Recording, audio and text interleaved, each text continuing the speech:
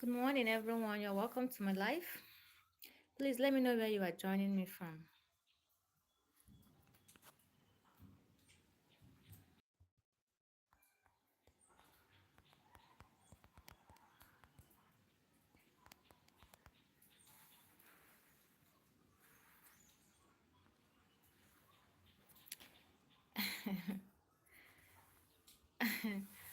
um, Asif, good morning. How are you doing today?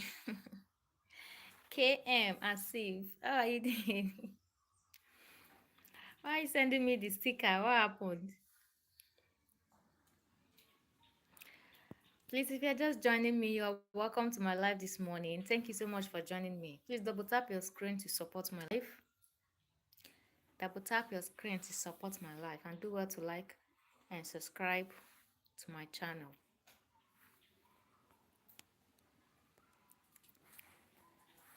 Thank you so much as you do. I appreciate. I appreciate.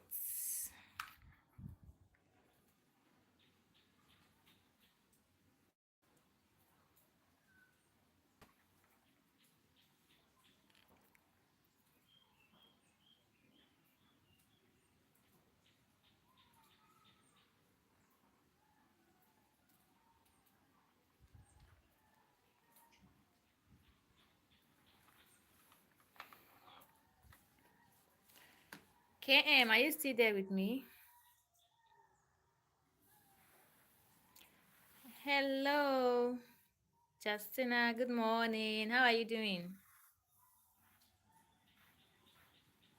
Please let me know in the comments where you are joining me from. Let me know in the comment section where you are joining me from. Double tap your screen to support my life as well. I would appreciate that. Double tap your screen to support my life.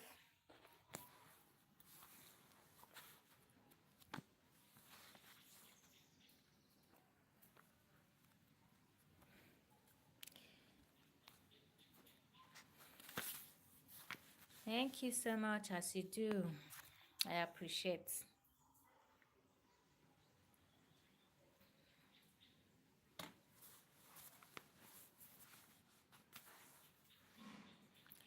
Thank you so much. Thank you. Thank you. I appreciate. Okay, so um yesterday we started this live by creating a story together, and at the same time, as I said that yesterday, I said that you are the plot. So you tell me what you want, if it's thriller, drama, romance, or anything, and fantasy, anything you can think of. So some people voted, and I think a majority of them were saying romance. It's more of romance. I think romance won a majority of the votes that yesterday. So I said, okay, I'm going to put up a story um, that is mixed up with romance and secretive. Anyway, you will still see it when I upload it. So that is the more reason you will have to subscribe to the channel so you will always be notified whenever I upload a video. So today in the poll, I ask, how do you want the character to be? How? Do you want something, maybe someone bold and confident, maybe secretive, shy, sweet, chaotic, anyone? So you let me know in the poll as well, so I can base my assessment on it. Then I thought I can be able to put up a story. So from the story we were telling yesterday concerning the title was When Heaven Smiles. We started it yesterday, then at a point we stopped, we bridged it. So we are going to continue with it today. Let us see how it ended. Let's see what happened at the end and how it all ended between the husband and the wife. So, guys, stay tuned as I go ahead to read the story.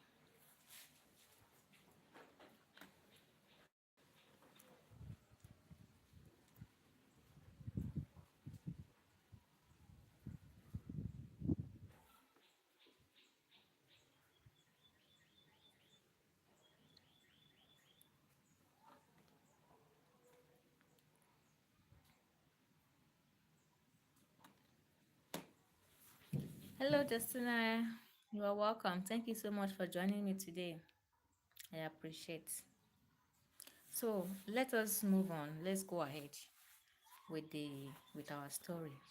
Let's continue from where we stopped yesterday. Obidike walked like a living corpse from the hospital to his house. He has refused to respond to any greeting all along the road. Even the bleating of sheep and goats left in the open field to graze, which often captures his attention, were nothing to him. Just like a corpse, he tracked on the stony pathway that led to his house. They say that life is full of ups and downs, but he could not understand why his life is full of downs and downs. Will there ever be an up? He wondered. With the strength of a lion, but with the pace of a tortoise, he sauntered towards his house. A look at him at that moment will confirm his situation. It was as if all the life's problems and nightmares were heaped all over him, just like the man who bore the sorrow of the whole world. No, this cannot happen. Not to me. No, my fathers will never allow me to be put to shame. No, my name will never be disgraced. Never. That was all Obidike could mutter all through his way home. That he stared all around his compound, and the goose pimples persisted. Soon, very soon, all this will be no more. All this will be no more. All my efforts will be taken away by men because there is no one to serve it when I'm gone. Soon, this house I built with my own hands. These flowers I planted with my own hands. The fence I walled with my own sweat.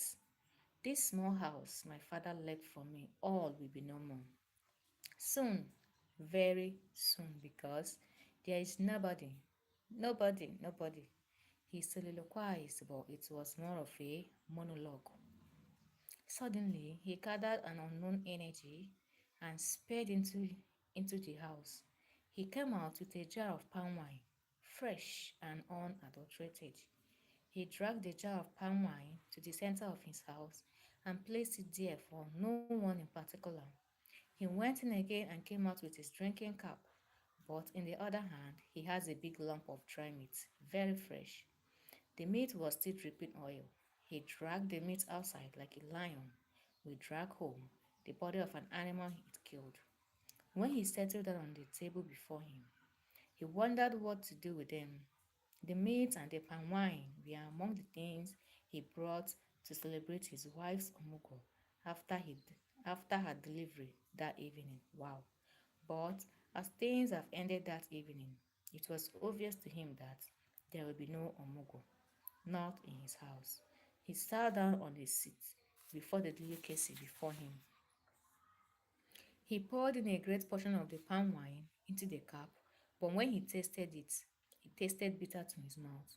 Only to his mouth because that was the best of Ameshi palm wine. He tore out a sizable portion of the dry meat and made sure it found its way into his mouth. That meat that used to be his best was sour and tasteless. As he took the last sip, the event in the hospital came back to him. He stood before him, and never has Obidipo been humiliated in his life like that picture humiliated him every passing second. He saw when the doctor came out and felt the expectation that was in him early that evening.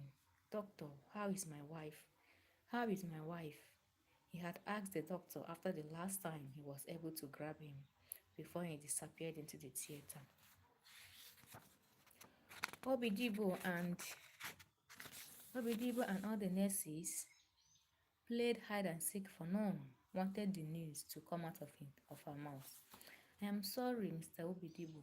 Your wife had continued to groan in pains for the past 2 hours in the theater.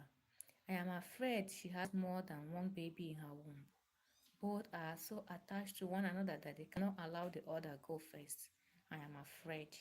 Obidibo held the doctor. Please, doctor, don't tell me that she will die. Don't tell me that anything will happen to my children. That woman inside here is my life, my everything.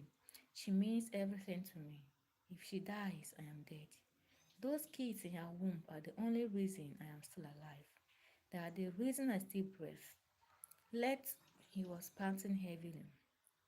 There is no harm these moments, but I am worried about the next couple of minutes. If she's allowed to continue trying, the babies might suffocate in her womb. The only option now is to have her operated. The words came out like a bank. Operation? My wife? Yes, that is the only option left. If she and the babies must live.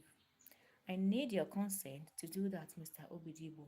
If you accept, you have to sign some documents for me and we'll proceed before it is too late. If not, I think I have no option than to discharge her. Please let me sign. I want my wife to live. I want to hear the cry of my babies. I want to carry them in this my hand. Please save them. When the doctor went back into the theater, it took what seemed like eternity before he came out again. Obidibo almost fainted when he saw the doctor. Thank God he was smiling. Doctor, how is my wife? He had fixed his entire case on the doctor as if all his life depended on him. Congratulations, Obidibo. Wife has set a new record in the history of this hospital. For the first time, I am seeing 3 sets of twins delivered in my hospital. Wow, this is beautiful. The hospital will never forget it. I am sure the government will not. Doctor, you mean my wife gave birth to 3 children at a time? Yes. Congratulations, Mr. Obidibo. You were a proud father of 3 bouncing baby girls. Wow. The doctor voiced out the shocker. He stretched out his hands for a congratulatory handshake. Wow. Did I hear you say 3 girls? If true, that will be the worst disaster of his life. Yes, 3 bouncing girls, very strong and good looking. Congratulations. He managed to put his hand in the doctor's already outstretched arms. My wife gave birth to 3 girls. One, two, three. That was what Obidibo muttered aloud. He couldn't believe his ears. Without waiting to see his wife and his new kid, he disappeared from the hospital and never came back again. Oh, for real? That was how he found himself all alone on the lonely road, tracking home from the hospital. Now, in his house, he was consuming all alone the meat and palm wine meant for his wife's omoko. Oh, really?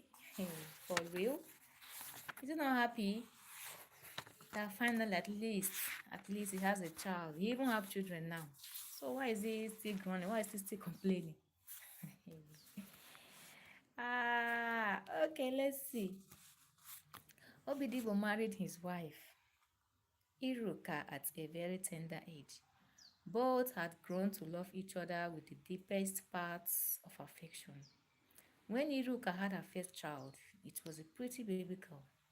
Obidibo was a proud father and named the child Mmesoma. Within the passage of 2 planting seasons, Obidibo ascended his wife's chambers, and when he descended, another seed has been sown inside her. Iruka carried the child with happiness as it germinated into a fully ripe baby set for delivery. That night she was in labor. Her husband was by her side and never left her. At last, the cry of a baby was heard. When the baby was handed over to Obidibo, it was another baby girl. With gratitude in his heart, he welcomed the child and called her Chinenye, a name that implies that it is God that giveth. By the time Iruka was ready to consign her third child, Obidibo was a little bit worried. He began to visit herbalists and native doctors just to ensure that the child would be a male this time. Before Iruka went into the theater, He was confident that this time he will have a son. Finally, the baby saw the light of the day and cried. She cried as if she knew that her presence was not really welcomed. It was another baby girl. When Obidibo held the third girl, there was nothing funny or happiness in his voice. He did not even do any child's dedication. He allowed the mother to choose a name for their child for the first time. Iruka named her tenth girl Kasemobi, a name that means console my heart. It was after the third girl that Obidibo discovered that the greeting is gradually passing the elbow. He needed a son very desperate. What transpired between Iruka took in for the last child is better not to be told. It should only be imagined and not to be told. After 4 years of patronizing various herbalists, medicine men, and all sorts of medicine practitioners, Obidibo agreed to stop with his wife again. Only Dibia Ogudile convinced him, having extorted enough money from him. Every other Dibia had his own fair share. Obidibo made them all rich that it became a proud profession. Having done all he was told to do, he ascended her chambers. When he descended, it was obvious that he had sown another seed. The last straw that might break his wife's back and not the female camel's back this time. Now it has come and gone. The wife has delivered a set of triplets, three bouncing baby girls, and now Obidibo had 6 girls. That was a thing he could not condone. People will mock him to death. That woman is evil. That woman is evil. I have always said it, but no one listened to me. I've always said it. That woman is evil. Despite all my love for her, she paid my code with evil. He sipped another mouthful of palm wine. He was determined to finish all. He laced into his mouth another lump of meat. Even when they tasted nothing, he was determined to finish them. He buried his face in his laps, and when he lifted it, he discovered that he was crying. For the first time in many years, he was crying. Wow. My father, my ancestors, where did I go wrong? Where did I go wrong? That you allowed this woman's evil to overshadow me. What did I do? He looked into heavens, but nobody was there. I sacrifice to you every morning. Before I eat cola nuts, I will always give you a sizable portion. Before I drink, I will pour for you. Before I eat, I will always feed you with a sizable portion of the meat.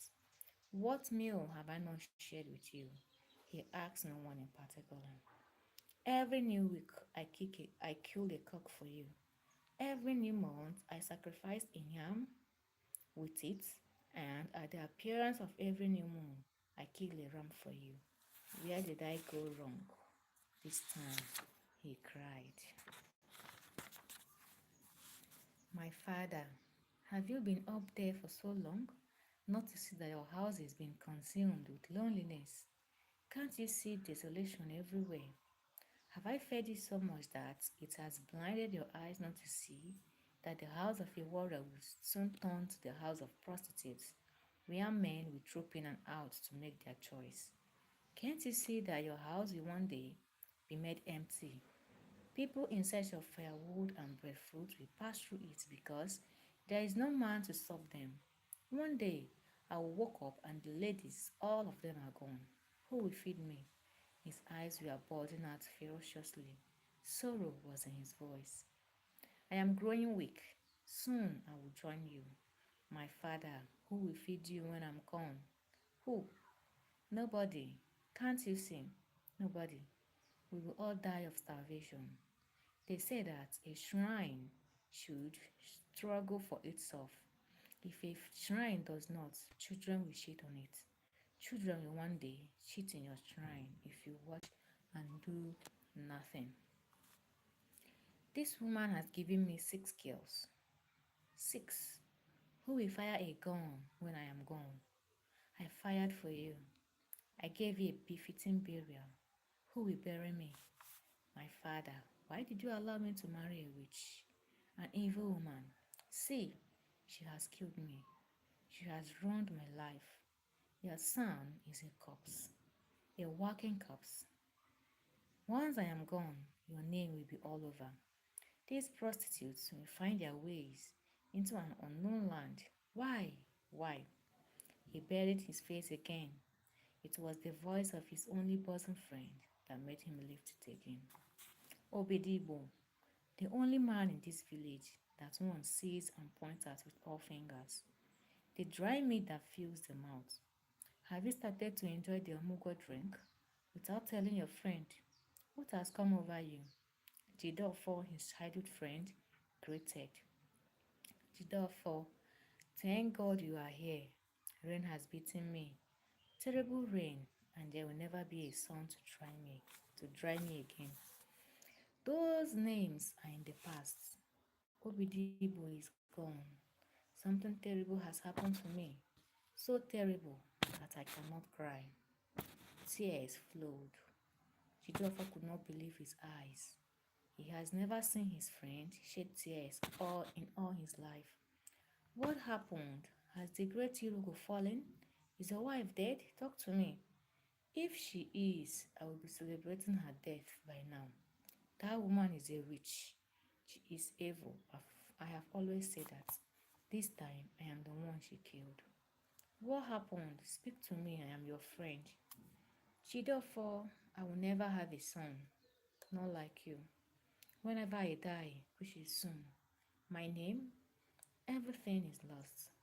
No, who said that? Remember promised you a son. What happened?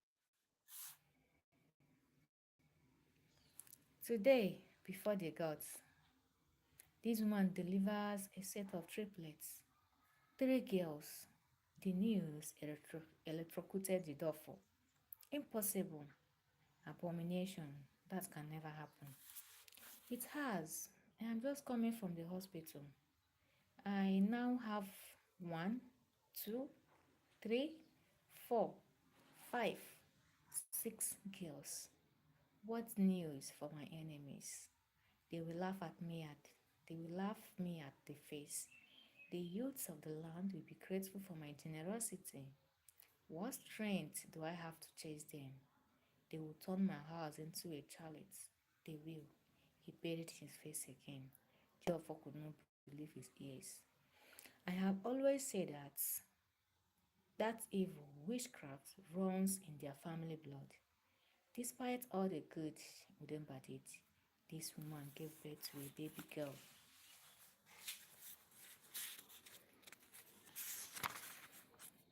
Triplets, Jidofo, three girls. My dog delivered six puppies, and she, she bought more six from the market. There are now 12 puppies in my house. Do I eat dogs? Their family is evil. No wonder all her two sisters are married. None has been able to conceive. That would have been better than these prostitutes. She even delivered with operation. I prefer her barren, like her sisters. Abomination. She must not be allowed to go scot-free. No woman in our kindred has ever delivered with operation. No woman in our family has given birth to twins, not to talk of triplets. Three girls. She must swear with Ngene Udo or be stoned to death. Those kids are not yours. She must swear. Obidike mocked at his friend like a child would do to one telling a fairy story. At least he could still read his mind. Wow. Wow. Okay. Okay, oh, it's getting intense. Let's see. Who could imagine the plight of women all around the world? Who could imagine the pains they bore each passing moment of their lives? All women are the same, despite the race and color. All women are the same. They are all alone. They share a common pain, a common destiny, a common relegation, and pains of childbearing. They share the common pain to give their husband a child. They experience together the soul torturing experience of childlessness. They are together in the self defeating battle to determine the sex of their child. Iruka could not believe. Ego, what happened to her? At least her own case was different. She proved herself a woman. She conceived. If only she is God that determines the sex of a child. If only she has both chromosomes that determine the sex of a child, she would have filled her house with men. Men that will fire guns after her husband. Despite her courage and her courtesies to prove herself a woman, she was caught up in that cage. That cage, many women have died inside as a result of heartbreak, endless longing, and perpetual torment. Her own case was different. She was held under the bondage of men who had chosen to smash the golden eggs, be it for their pleasure or their vindication. One will find out someday. When Iruka was pregnant for her third child, the husband provided her with all the care and support a woman could ever need. They still eat together, lay together, tell stories together, and spend all the evening eating roasted corn, eating roasted corn and pears. Sometimes they wish to be alone. The children will not be needed, and just both of them together, professing what they had earlier professed together. Iruka will lay on his body and listen as he fills her ears with fairy tales. They were not true, not any of the stories about the lion and the tortoise. None could be proved to have happened, but Iruka believed them because her husband told her so. One evening, following the usual corn roasting session, Iruka promised him before the gods to give him a son. That night, he told her about the story of a wealthy man who had everything but had no son. And when the man died and stayed on his deathbed for 5 days, there was nobody in the house to discover that he has died. His wife has died, and all his children have taken to another man's land. To the man's heartbreak, none of them was kind enough to answer his name. They all took the names of their husbands, despite all he did to train them. It was tradition that made it so, the tradition of life from the time immemorial. According to Obidike, it was when the corpse started smelling that the villagers discovered the corpse. The man was buried like a child because there was no son to fire a gun for him. His property was divided among his greedy kinsmen and acclaimed wealthy man because he has no son. What a mentality in the minds of the people that women are nothing. They are golden eggs, the mother of the generation yet unborn. God never considered the world complete until he created them, women of virtue and dignity. That story terrified Iruka and she felt for her husband. My husband, you have nothing to fear. This time I will give you a son. Your name will never be forgotten. Never, she assured her husband as they ate the corns. If only it could be true. It is my husband. You will never die like that man. I will give you a son. I will because I love you. I know you will because I love you. Both had laughed with their soul.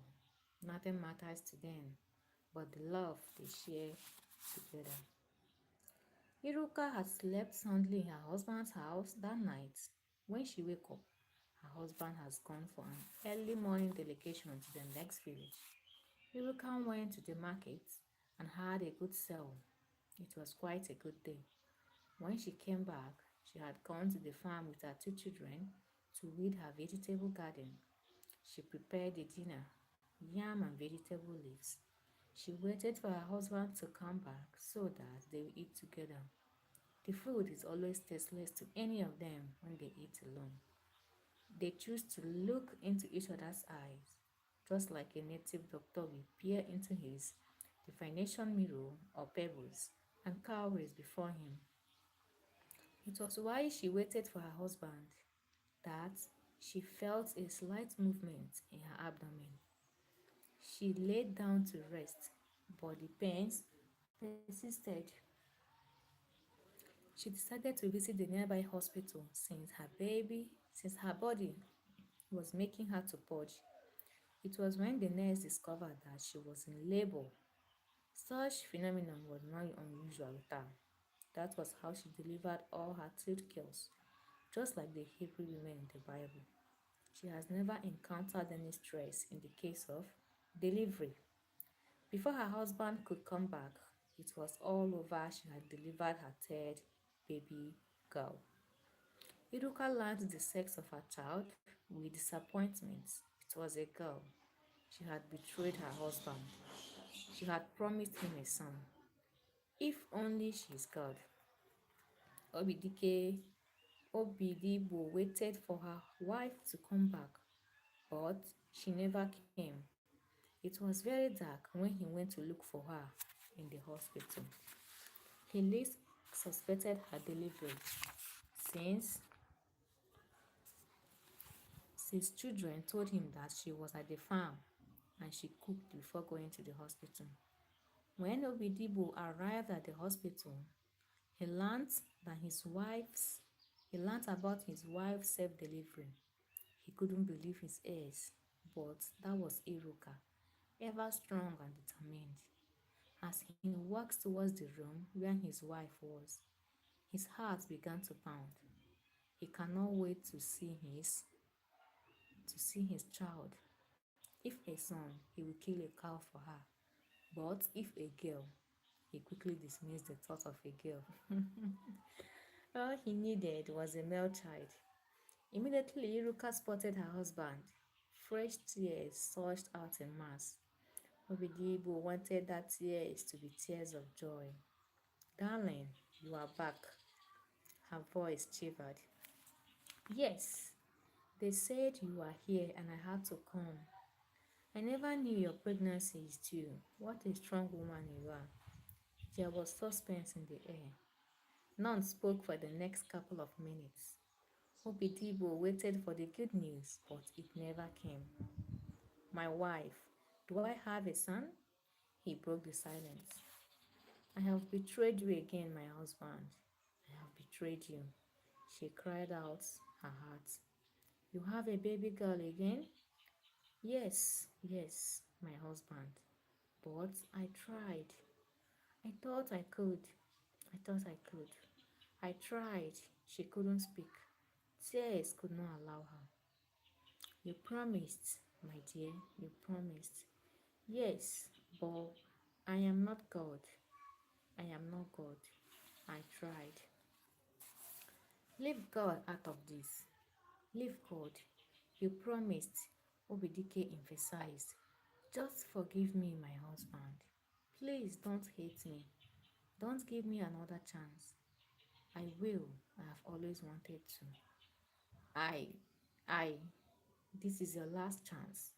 I thought I told you. I can't wait any longer. You will, for the sake of love, you will for the last time. Where is the baby? In the bed over there. She pointed towards her baby. Obidibo walked up to the direction and took the baby in his arms. She is strong like you. She doesn't cry. She will be as tall as you. That is what the doctor said. Obidibo. Obidibo was not listening. There was something on his face. Deep, but like a man, he bore the pains. My baby, can you see me, your father? Can you? A rich man, but without a son. I have everything. I have lands, houses, many things. You would have seen that and be a son. Why were you not a son? A son forever. You will not always be with me. You will not. Someday you will marry and leave me because you are not mine. All my sufferings will be in vain. We will not always be together. Why not a son, a baby boy forever? The child lifted her hands and traced his face. He kissed her arm. You would have been a boy. I would have loved you. Just like me, but you are not me. Suddenly, the baby let out a cry. Wow, this is really pathetic. Hello, Clement. Good morning, Clement. Thank you so much for joining me today. Thank you. Please double tap your screen to support my life, okay? Double tap your screen to support my life today, Clement. I would appreciate that. Thank you so much as you do. Thank you.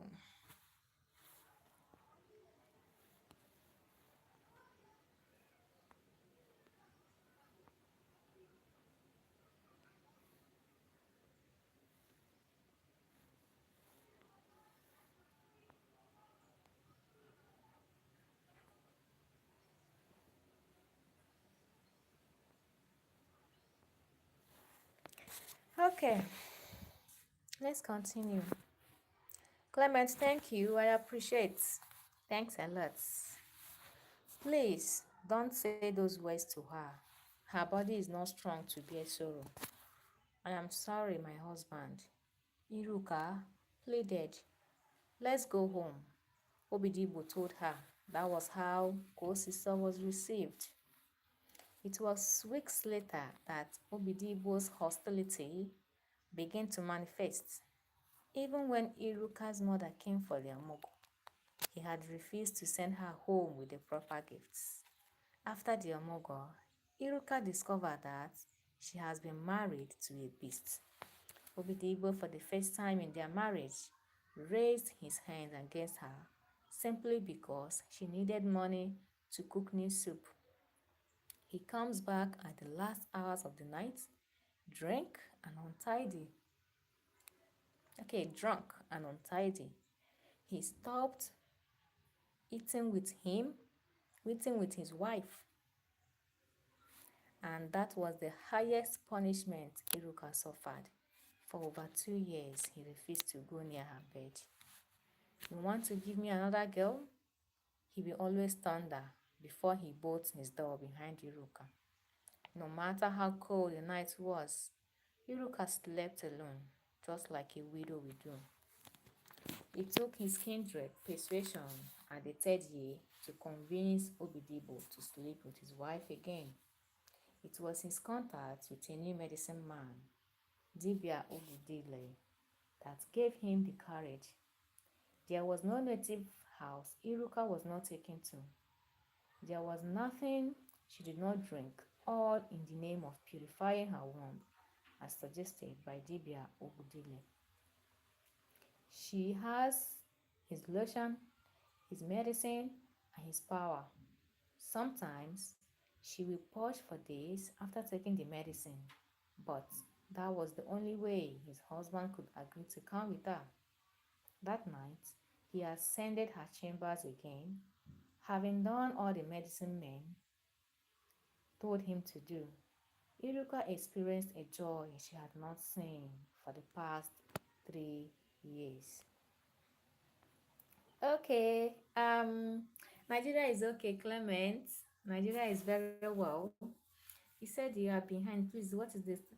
Okay, this is a anyway. The title of the story is "When Heaven Smiles." When Heaven Smiles. It tells the story of couples who has been, childless for some years, the ridicule, the humiliation, the caricature they are passing through, and the rest of them. That is just what the story is all about. We started it yesterday, during my life yesterday. We started it, so I am trying to round it up today. I hope you can hear me. So I'm trying to round up the story today. So that's what you are going through it now together. Sorry that you are left behind. It's like you didn't join me yesterday. That's why. You didn't join me yesterday. But as well, even at that, you can still get the plot twist. You can still understand it. Okay. This is your last chance. This is your last chance. I know, my husband. I know. Thank you. Thank you. I have the girls at my witness. This is your last chance. Iruka mourned in the pleasure of her new happiness.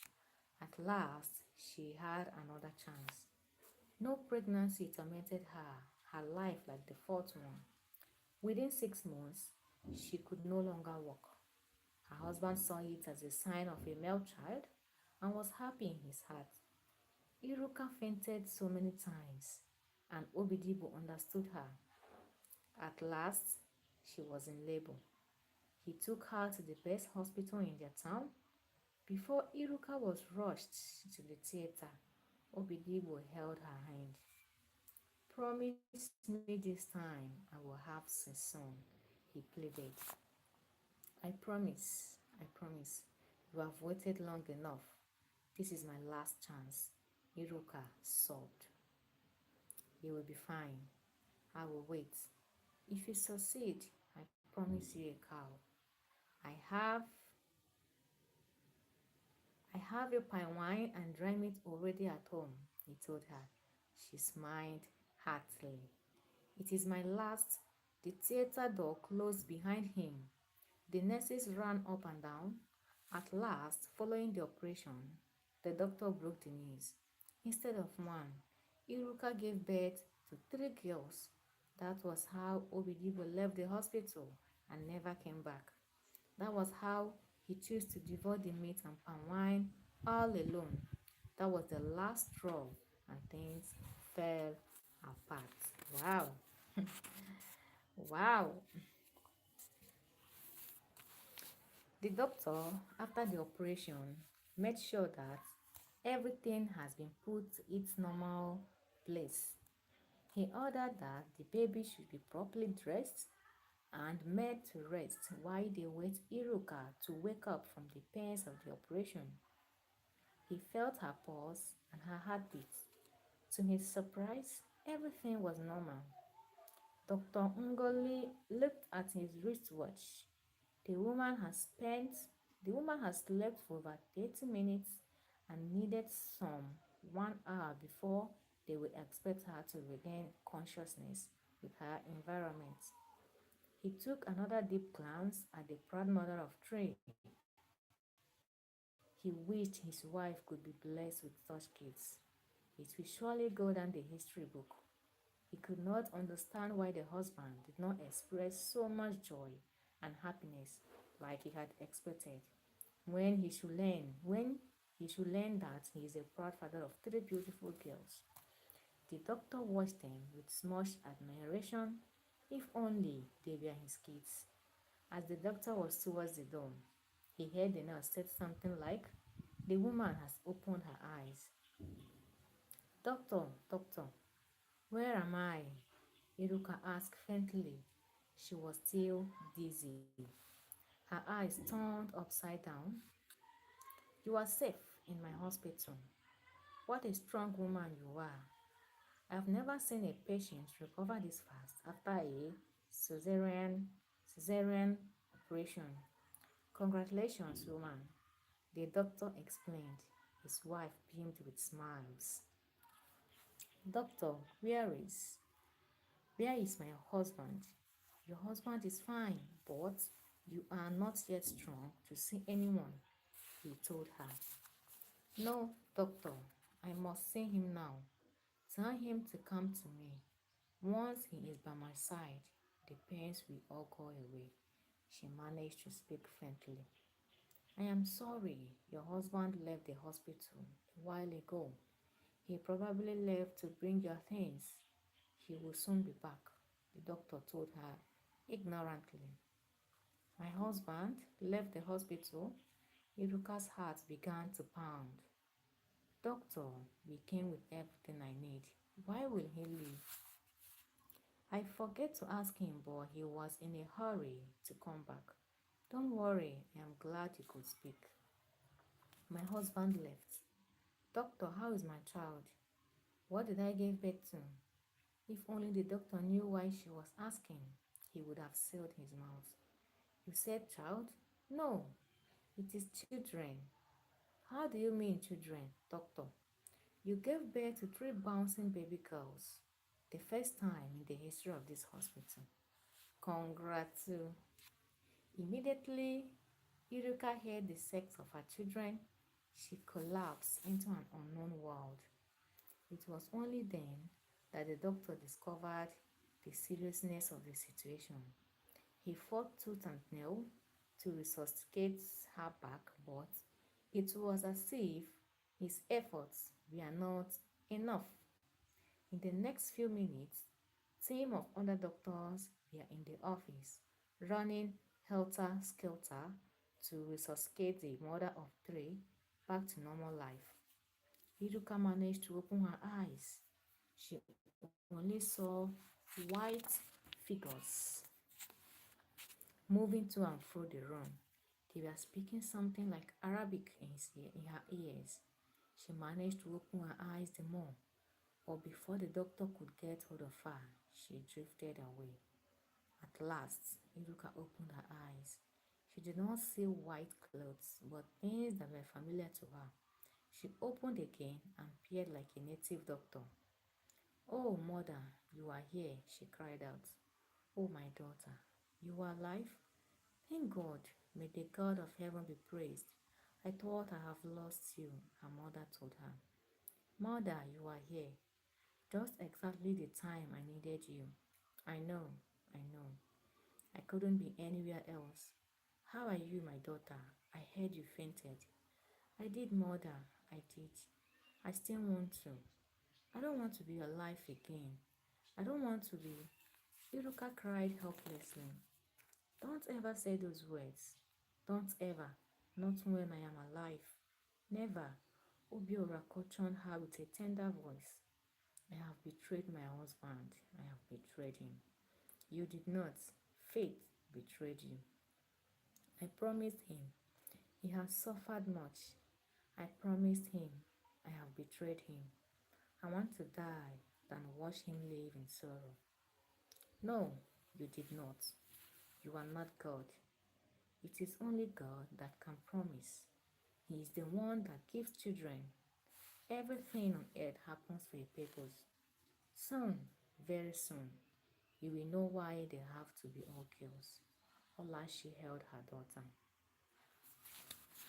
Before I was taken to the theater, my husband held me in his arms. He looked into my eyes. I saw his face. He was crying. He held my hand. This hand. She raised her left hand. Her mother took it and kissed it. He held my hand and told me that this is my last chance.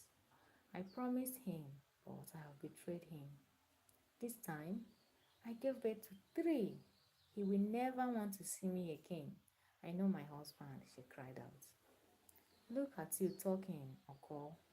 You are even lucky that God blessed your womb. You could even conceive. What about us, your elder sisters? We are yet to have a child. You don't know what God did for you. You don't know.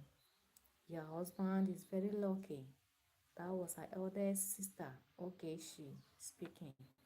It was then that Iruka noticed her two sisters beside her. Their presence strengthened her heart. She looked ahead and saw her three kids, the three girls before her triplets. They were all moping at her in supplication. She is their world, their everything. Oh, my children, come, come. The girls rushed into her arms as if they had been waiting for the opportunity. They burst out crying. Mama, Mama, why are you crying? Miss Oma, the eldest daughter, asked her mother. Iruka was ashamed of herself. Look at the gift you have. Beautiful girls, and you are crying. What about us? I wish we had one. Your husband can go to hell. God has done everything for him. These children are your future. As long as they live, your family has a future. Take it from me. Cheer up. Mwamaka, her immediate elder sister, told her. Yuduka was relieved. Thank you, my sisters. Thank you. I'm sorry, at least now I know I still have people. I will not cry again. That is what I want to hear, my daughter, Allah, she told her. I have seen so much sorrow. The sorrow I bear to see your sister still yet to conceive. And now you, my heart can no longer bear any more sorrow, please. Olashi allowed her to place his head on her shoulders. Let me see my babies. That was the first time she demanded to see them. Alashi was happy. She carefully placed the three little girls in her arms. It was a pitiful sight as she held the babies. She wanted to cry, but a long way smile came out. Like a magic, everybody was smiling. Mommy, are they my sisters? Miss Summer asked. Yes, they are, the mother replied. Hey, ejima ito. Anyị enwe ejima ito. Mmeso smiled to her sisters and we are very happy now live for me and for your children, said her. Silence prevailed. What about the triplets? Nobody has ever had that in his family. He will never believe they are his kids. Iruka expressed bitterly. The twins are from your mother's side. Your father's youngest brother gave birth to twins, but they died at birth. Her late father had a twin in his lineage. It is from my side. Things are changing. That is why he gave birth to three. Olachi gave her hope. Besides, somebody will start it someday in a family. It doesn't come from creation. Someone starts it in every family. You have started it for them. Have no fear, Ogeshi told her. Iruka felt relieved, but she still wanted to know how she will meet up with the hospital bills because she knows her husband. He will not care. As long as I am your mother, you will not be disgraced in this hospital. Your sisters are there for you. Alashi gave her hope. Iruka could not help but smile when one of the babies opened her mouth that she wants breasts. Wow, this is a very beautiful plot, but let's keep going. Let's see how it all ends. I love the plot already.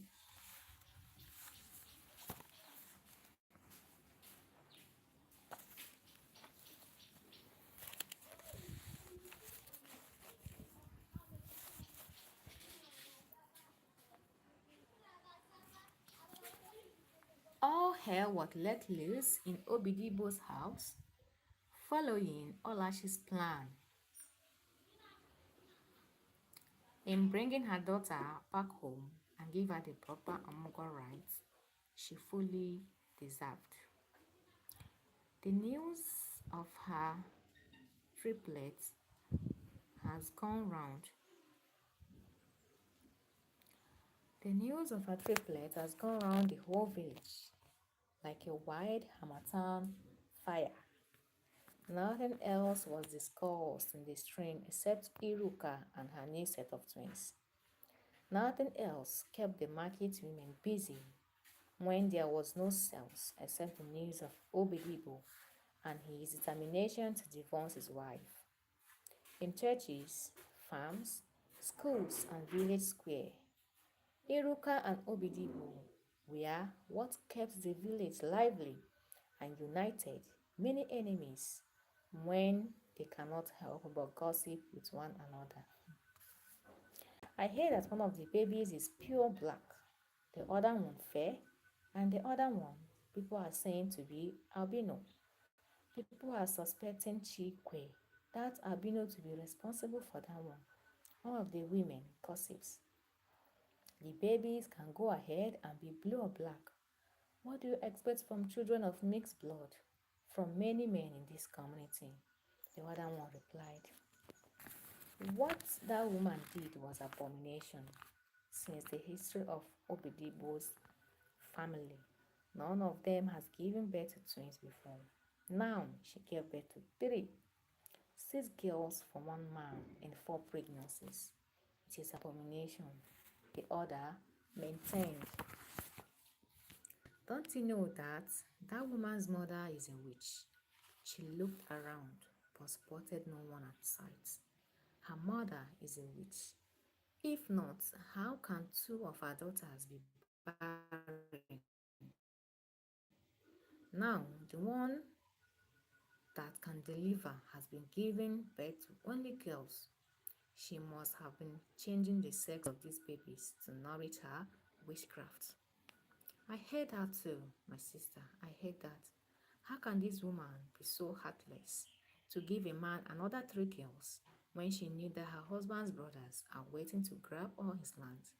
That is what I call wickedness. My sister, let us hurry to the hospital. I must see the children myself. You don't need to worry. She will stay in that hospital for a very long time. Obidibo had vowed not to have anything to do with the pregnancy. The two women mocked Iruka just like many ignorant ones do. Only the old and wise women supported the innocent woman. People tripped into the hospital on daily basis. In Obidibo's house, a family meeting was going on. Obidibo was boiling with anger. He can't believe that Olashi is planning to bring back her daughter back to his house. As long as he lives, everything between him and the woman ended the moment she decided to disgrace his name with three more girls when he was desperate for even a half son. My people, I greet you again. Obidibo stood up for the third time. He cleared his throat, sharpened his vocal cords before he continued. Anger and desperation etched on his face. My people, I am the one who invited you to my house. They say that a man whose house is on fire does not go around pursuing rats. My house is on fire, yet big rats cannot allow me rest. That is why I called you to help me rid my house of the rats while I quench the fire already on my rooftop. The elders nodded in affirmation of the proverbs. My people, they say that if you shoot for the first time, it lands on the ogwe. For the second time, it lands on the ogwe. Shoot for the third time, the same ogwe. It is better you stop shooting. It is better you stop shooting at the same ogwe because you were not created to die shooting at the ogwe. The ogwe for first, second, third, and even fourth time. I am here to find out, my people. I am born to shoot only on the ogwe. Am I my elders? He asked, no one in particular. You are not. Go on. It is not possible. So many things were echoed from his family members. If yes, I would have gone straight to the backyard and end this life with just a rope. To fear, to fear. Don't say that, my son, murmured the crowd. They say that a man who abandoned his people stands alone in the rain. My people, I never abandoned you, not even for a single day. Now I am in the rain. Will you allow it to consume me? They said it is a man who has soul that leaps to where he will get a kill. I leap to you, my people, my last hope. Please help me get a cure, an everlasting cure to my problems. Help me get rid of this witch in my house. He pointed at Olachi, seated like an orphan at the center of the gathering. You are speaking like your father, the Duffer boasted his morale. You all know that I have no son, nobody to fire a gun when I am dead, no son to put the sand in my grave and bid me dust to dust. Nobody. Obidibo will die like a fowl if care is not taken. It is not possible, someone echoed. It is. If this woman brings back her daughter in this house, it is not news now about the abomination she committed. Nobody in my lineage has ever delivered with operation, but she did. Nobody in our family has ever given birth to twins. It is not in our family. Ishe Akunwata. Akunwata. You you have you have four wives. Has any of them given birth to a twins before? Obedibu asked the eldest man in their family. No, never. Akunwata snapped his finger. You can see? But that evil woman gave birth to triplets. My people, what else do you want to hear before we act? Is it when I'm facing the heaven feet below the earth? Or is it when this old witch and her daughters will kill me? Tell me this tell this witch to leave my house or I will kill her daughter, her six prostitutes, and myself. I believe with that I can survive my name for all generations to hear and marvel. He thundered. I am not a witch. Tell him to stop calling me a witch. I am the mother of an innocent girl he married from my house. Some years ago, Ola she tried to defend herself. That was my greatest mistake in life. You are a witch. If not, how can two of your children still be barren after so many years of marriage? How can your evil daughter continue to give birth to girls and now triplets? But it can never work, not in the hearts of Obidipo. Every witch in this town fears me. What about you from a distant land? I am going to kill you and kill her because you people are in this plot together. She will never come back to this house again. As for you, I am not inviting you for the Mungo, so you have no reason to be here.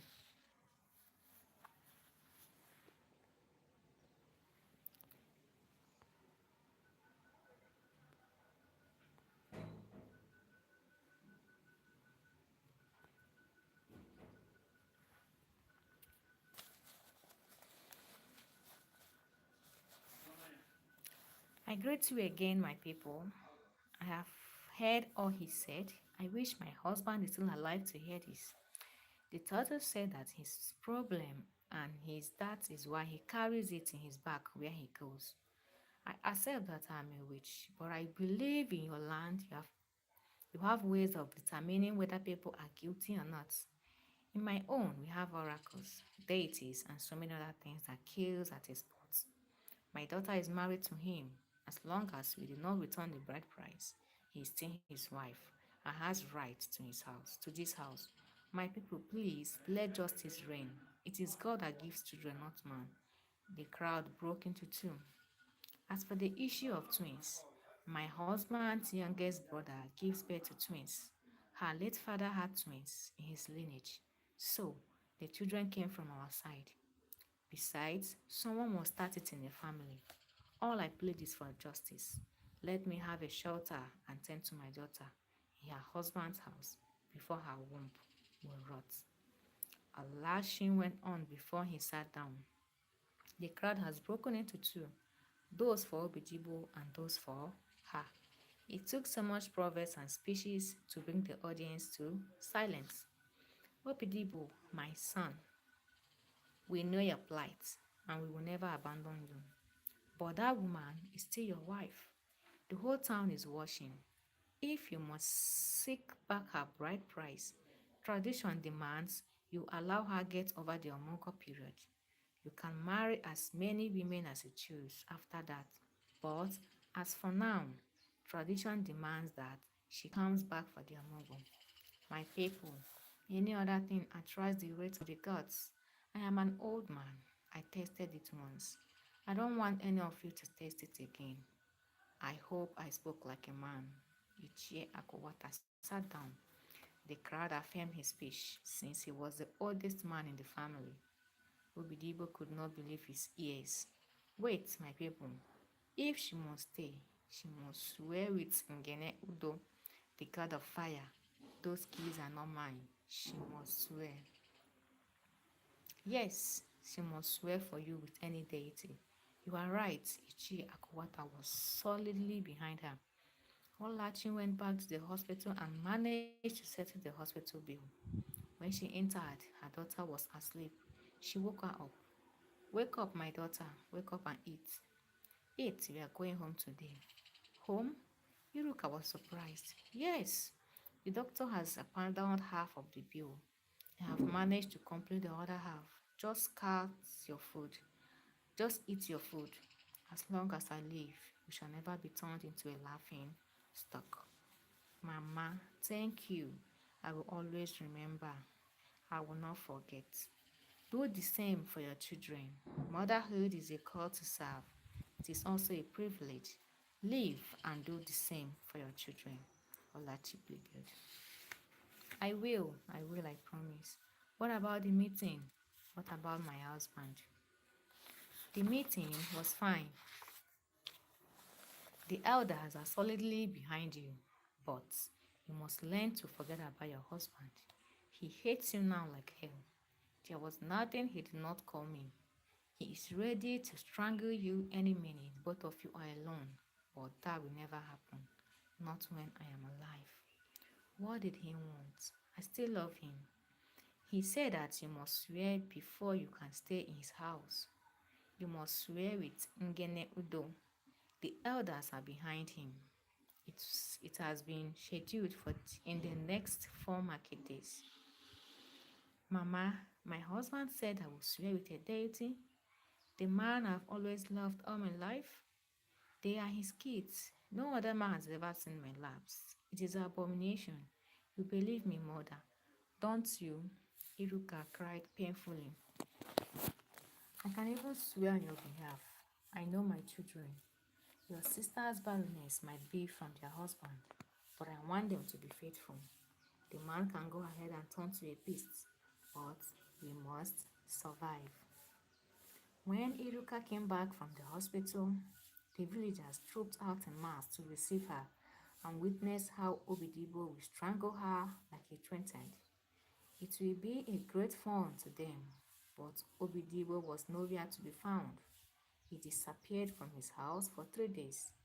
He was only seen at night. In night, Iruka was to swear. Markets, schools, farms, and everywhere closed the day Iruka was to swear. Nobody ordered them, but people and their love for gossips. My daughter, hold this. This is Ngene Udo, the god of fire. The custodian of the oracle pronounced as he handed the carved image to Iruka. Ngene Udo is a merciless god, and once he started, he doesn't stop. He is a consuming god. He hates evil. My father, my great grandfather worshipped and served him. In all these years, evil has never been to his shrine unnoticed. You are holding your life and your death in your hand. If you are guilty of the accusation, kneel before him and plead for mercy. If you are not, proceed. The silence trailed Iruka. She was crying. She spotted her husband, who has become a beast. She could not believe that the man she did everything for could bring her to a shrine. Go ahead, my daughter. Prove your innocence. Olashi urged her, and that was the only courage she sought. I will swear to prove my innocence, but I pity many women all around the world who suffer like me. It is God that gives a child, not men. Olachi cried. She said many things, but Obidibo was not listening. Say after me, if I am guilty, Ngene Udo, the god of fire, kill me. If I am innocent, let me live. Iruka did as the custodian instructed and kissed the carved image. It is done. In 4 market days, if you live, then you are innocent. It is done, and the Naiudo fight your cause. Everybody departed home. Suspense was in the air. Iruka was under close supervision by the village guards. In the early hours of the fourth day, just at the first crow of the cock, Obidibo rushed to his wife's room and could not believe his eyes. Iruka was still there, breastfeeding their babies. My husband, are you here to see if I'm dead? I am innocent. Heaven knows that. You are the only man I know all my life. They are your kids. It is God that gives a child, not man. For everything, there is a reason. I, you, you, it is your fault. I did everything I was told to do. I did, you. It is not my husband. I love you. God, leave God out of this. Since you disgraced me with these kids, I will disgrace you with another wife. I need another chance, my husband. Two wives break a home. Who cares? My life is already broken. We shall see. Obidibo lingered for hours. He wanted to accept the babies. For the first time, he wanted to see them. Beautiful kids. But for fear of his friends, he locked up his heart. Wow. He locked up his heart just for the sake of his friends. Imagine. Imagine. Imagine, oh, he's trying to please his friends. It's okay.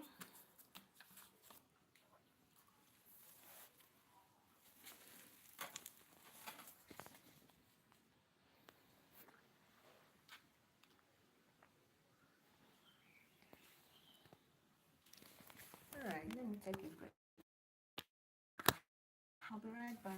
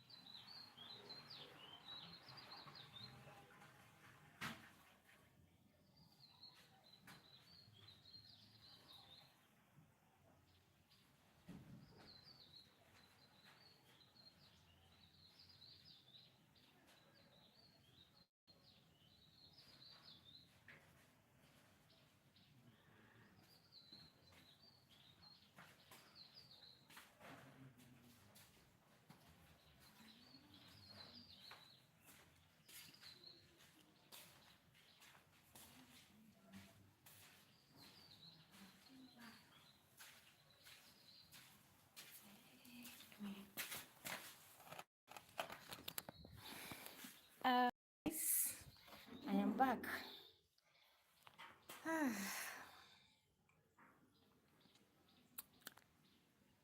um. Okay. I think this is coming from Ragu. Ragu, how are you doing? How are you doing today, Ragu? Hello, Ragu. Please double tap your screen to support my life. If you are just joining me now, do what to like and subscribe to my channel as well. Thank you so much as you do. I don't know if Ragu is still here. Is he still here with us?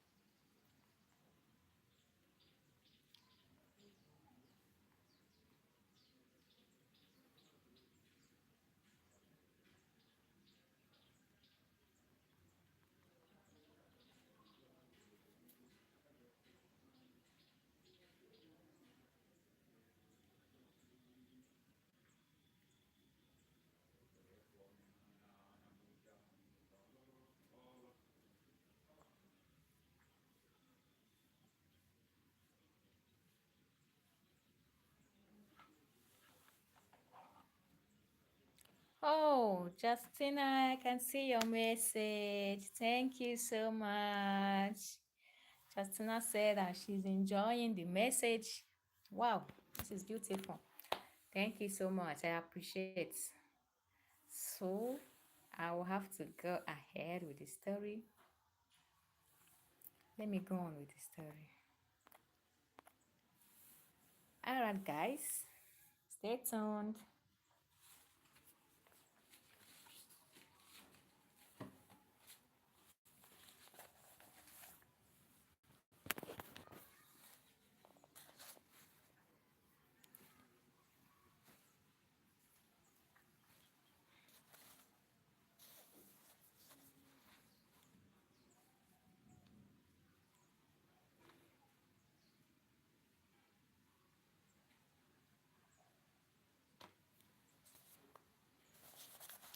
Okay, you are welcome, everyone, to my life.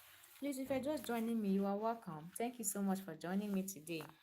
Please double tap your screen to support my life. And let me know in the comments where you are joining me from. Let me know in the comments where you are joining my life from. Double tap your screen to support my life. Do what to like and subscribe to my channel as well. Thank you so much as you do.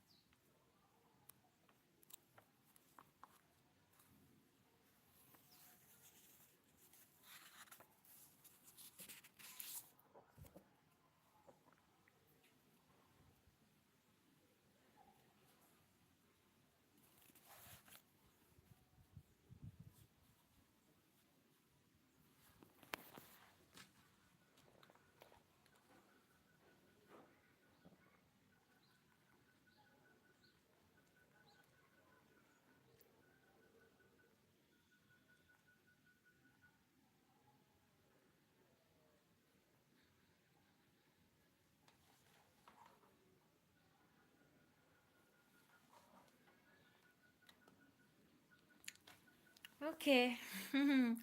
Just now is so eager to know what happened though. She's so eager to know how it all ended. Okay, let us go ahead. Let's continue.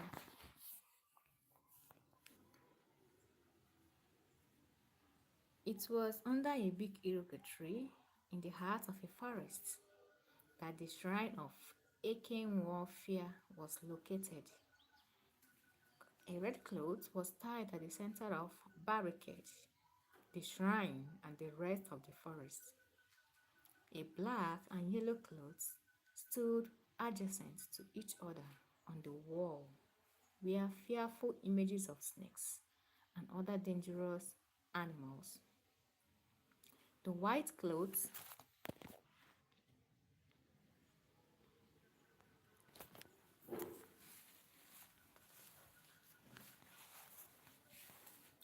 the white clothes have turned red with time. Many objects were strategically placed all around. A husk mask was at the center. It was the mask of the great Eke Mafia, which Eke Mafia, his servants, worshipped. Near the carved image were tiny objects, something that looked like a carved naked woman. At each end stood two molded clay pots. Smoke oozed out from both. It was a nauseating smell. A fowl was struggling on the ground. Dibia Ekemofia just held it and strangled out its head. What a punishment to earthly creatures. His her eyes rolled all around the shrine. Fear besieged her, but what a hen pursues under the rain is very important to it. She spotted many objects, keys locked with one another, a small toy car placed on top of a fire. She saw something written like accident on it, and her heart escaped its beat. She saw two objects, a carved image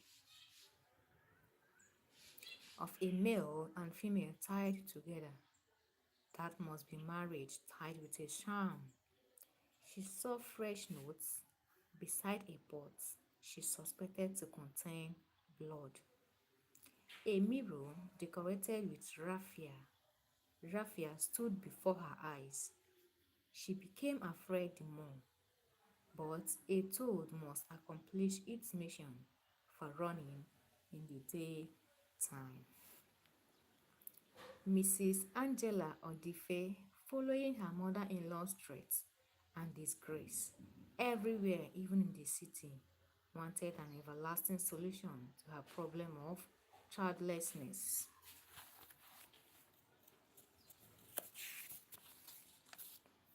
Chief Odife has never for a single day shivered in his love for her, but she cannot watch him go down slowly.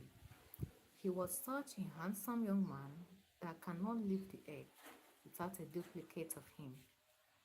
Women and what they do for child.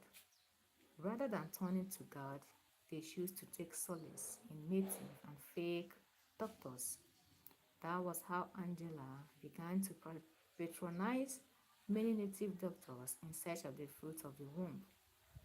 That is how women ransacked every nook and cranny in search of the fruit of the womb, as if it exists in any of these places.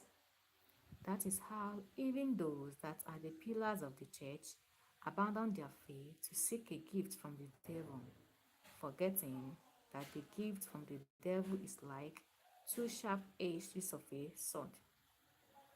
When they read about the story of Sarah in the Bible, about Hannah, and so many other women in the Bible, they read it as one will read and appreciate a literary work.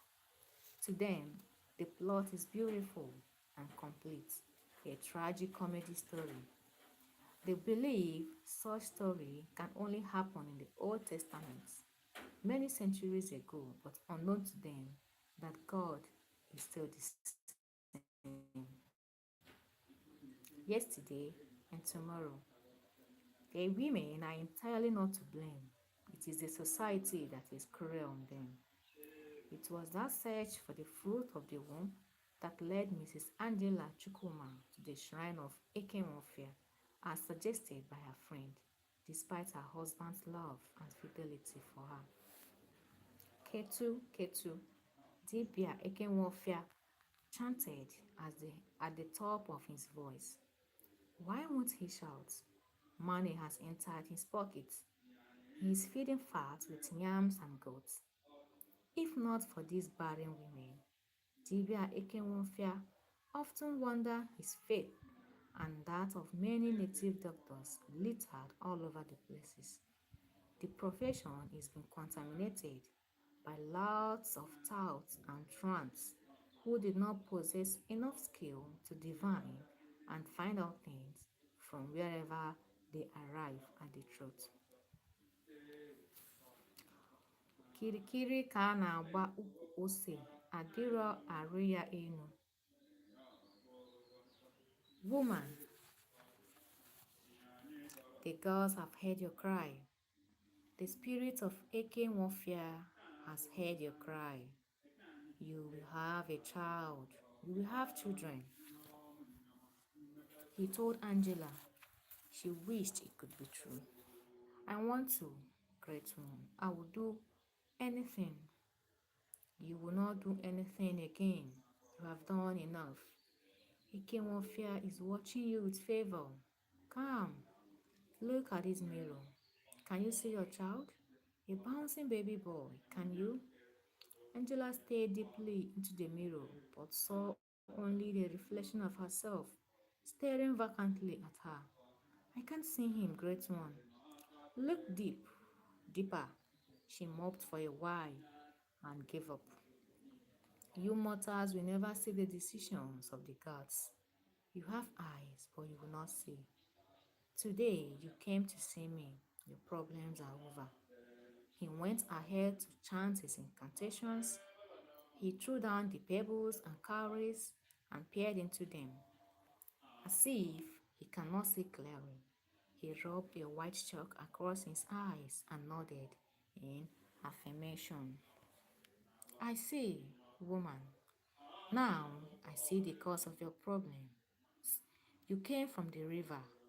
You are from the river, and there you have children.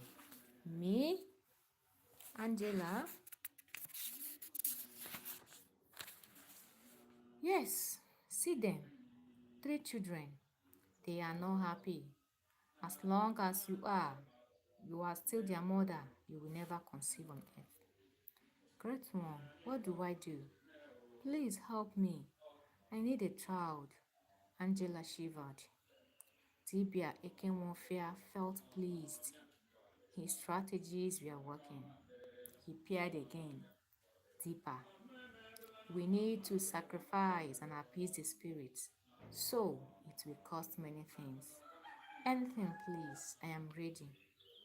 You will bring 2 bags of rice, 2 white ram, 3 cartons of white, yellow, and blue candle, 1 packet of sweets, 10 crates of egg, 10 cartons of tin tomatoes. Congratulations. All these are things that appease the spirit of children. Bring them in the night. We will go and sacrifice it. Once the children accept it, you are free. I will then fortify you. You will see. I will bring everything, but the problem is that I can't come out in the night. How can I do it? You will bring money, and another woman will stand for you. About 50,000 naira. Angela had no problem with anything that they settled all. Take this, drink it 3 times a day. Rub this one on your abdomen once a day. Wear a white cloth and tie a red scarf while you do it. Put these little cowries in your mouth for 10 minutes. Don't ever say a word till after 10 minutes or you shall die. Angela took everything and went home to do as instructed. Dibia Ekenwofia wished her for all her customers he will ever have.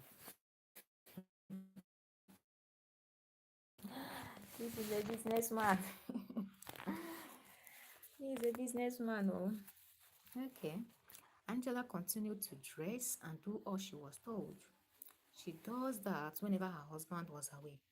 One fateful day, As she just put on the cowries in her mouth, her husband walked into the house. She forgot to lock the door.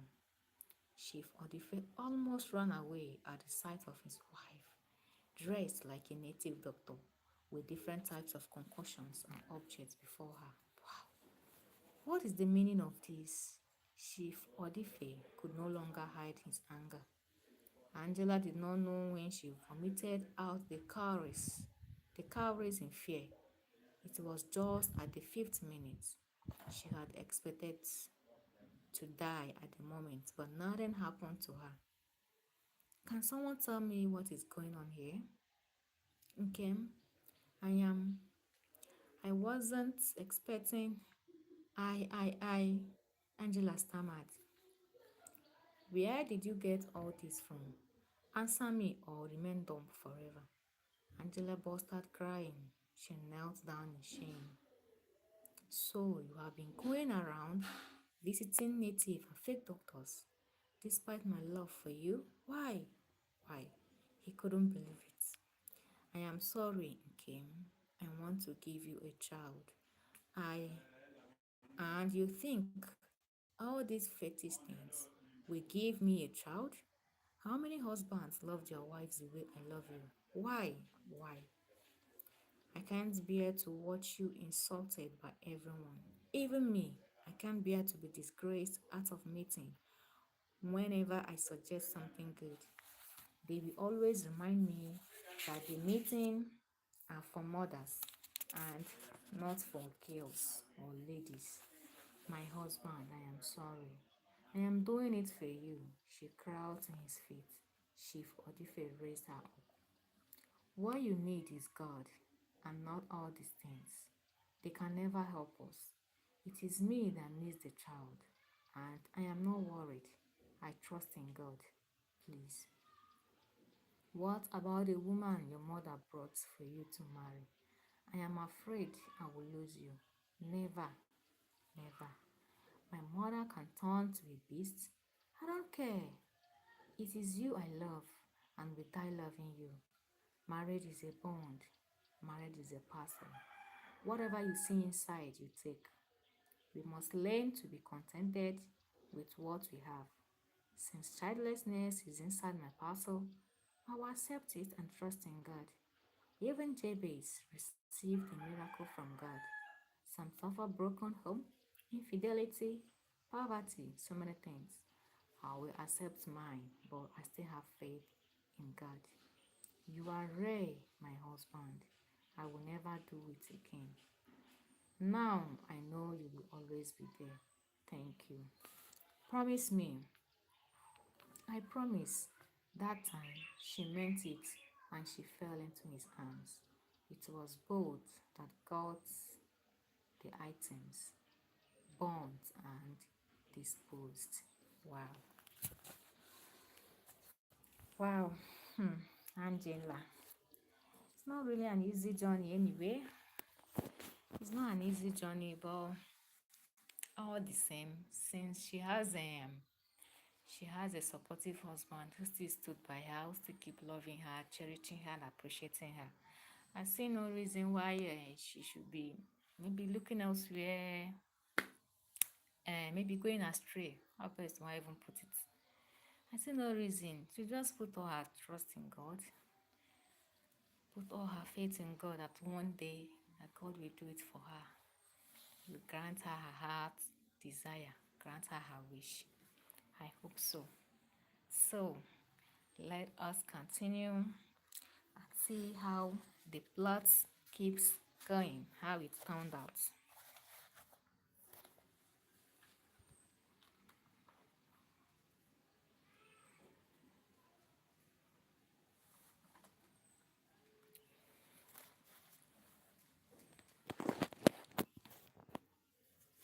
Okay.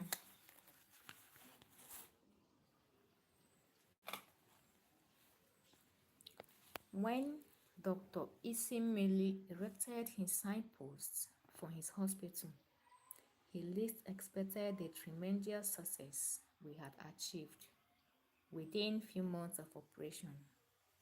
Whenever he looked back, he could still vividly picture himself sleeping with both eyes open under the bridge in Lagos.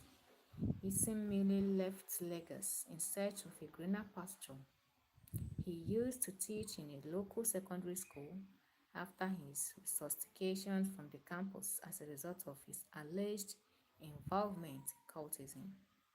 He seemingly was one of the dreaded guys on campus. Way back in school, he caused unspeakable havocs. The ladies dreaded him like one would dread a dangerous python.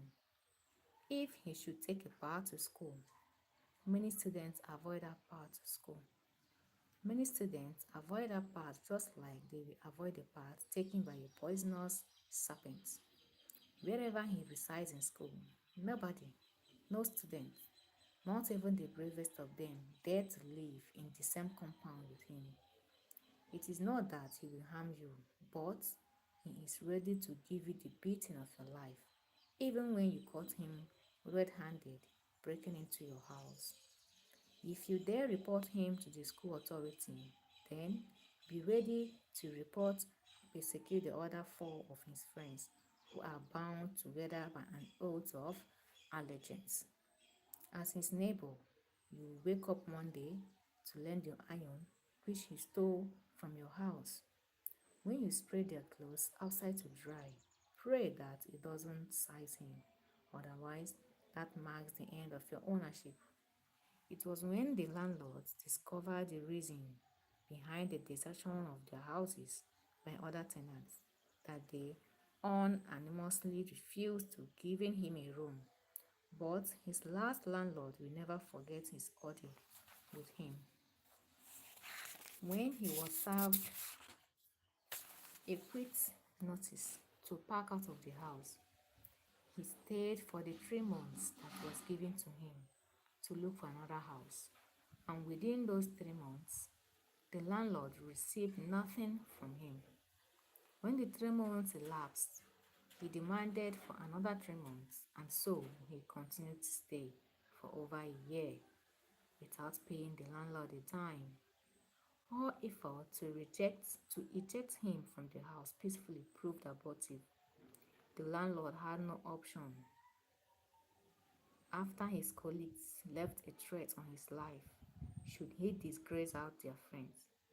To save the whole of his 26 rooms, he had to erect a room somewhere away from the house and pleaded with gifts and money and no payment for another 1 year before Isimini moved out of the house. What do you expect from an orphan who has nobody else in the world?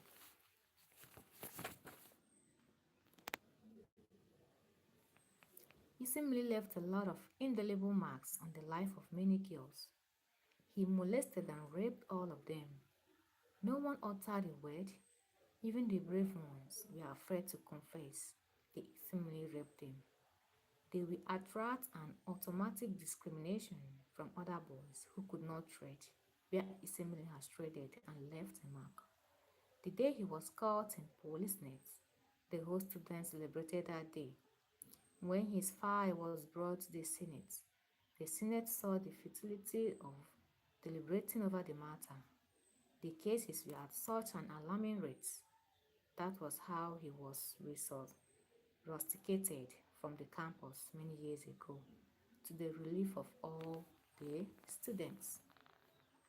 In search of greener pasture, he went to Lagos, but discovered that even the grasses way back in his village, though thin, were greener than what he saw in Lagos.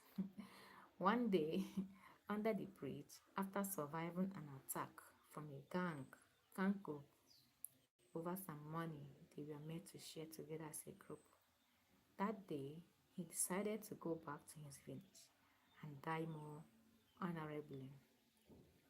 It was at the village that he took interest in herbal medicine because his dead stepmother that brought him up at his early stage was talented in the arts.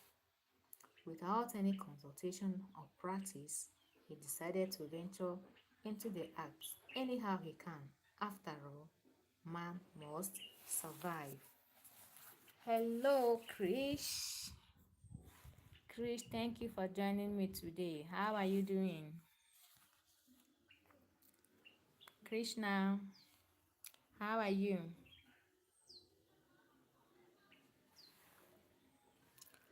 With the help of a friend in the town in the eastern part of his country, he secured a kiosk which he later reconstructed with wood in the shape of a room.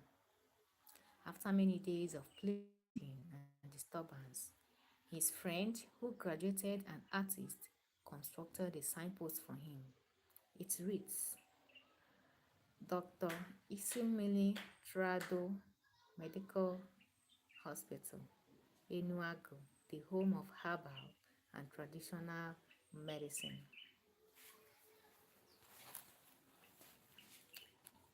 We specialize in cases like barrenness, infertility in women, fibroid, low sperm count, premature ejaculation, sexually transmitted diseases, cancer, kidney failure, sickle cell anemia, HIV and AIDS treatment. Try us today, a trial will convince you. It was in the night that he placed the signpost at a very strategic place. He was ashamed to place it in the daytime. He convinced a business center and they printed handbills for him on credit. He has hopes of paying the money, at least, before he will speak to any person. He must make sure he collects his consultation fee of 1,000 naira. That was his hopes, and he began to share the handbills. The only different thing on the handbills was that he added at the end,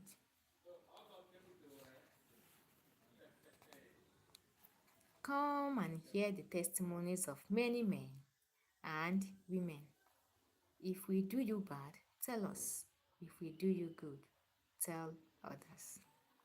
The following day, he sampled some colored mixtures in bottles all around the counter he built. From a distance, he inspected their colors. If any of them is the same color, he will add more herbs and dongoyaro leaves to achieve a desired color. Barks of trees and roots were ingredients of what he used with kai kai to achieve all colors of medicine. He kept self in bottles all around. He had just finished fixing his blue curtain and went across the road, like what God did after each day of creation. He discovered that it was good. When inside, the bottles were neatly arranged. He was satisfied with his work. Hello, Alex. Good morning and welcome today to my life. Thank you so much for joining me. Please double tap your screen to support my life. Double tap your screen, Alex, to support my life. Thank you so much as you do.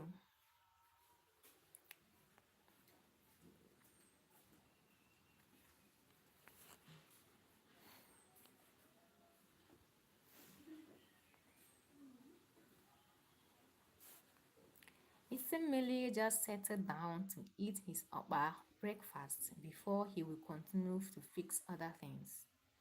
When, to his dismay, someone knocked at the door. He refused to open the door.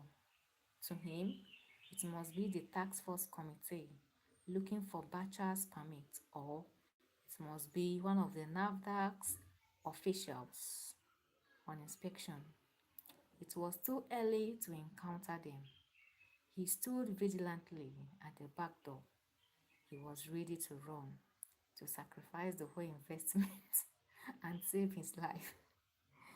He can he cannot bear a prison, not that moment.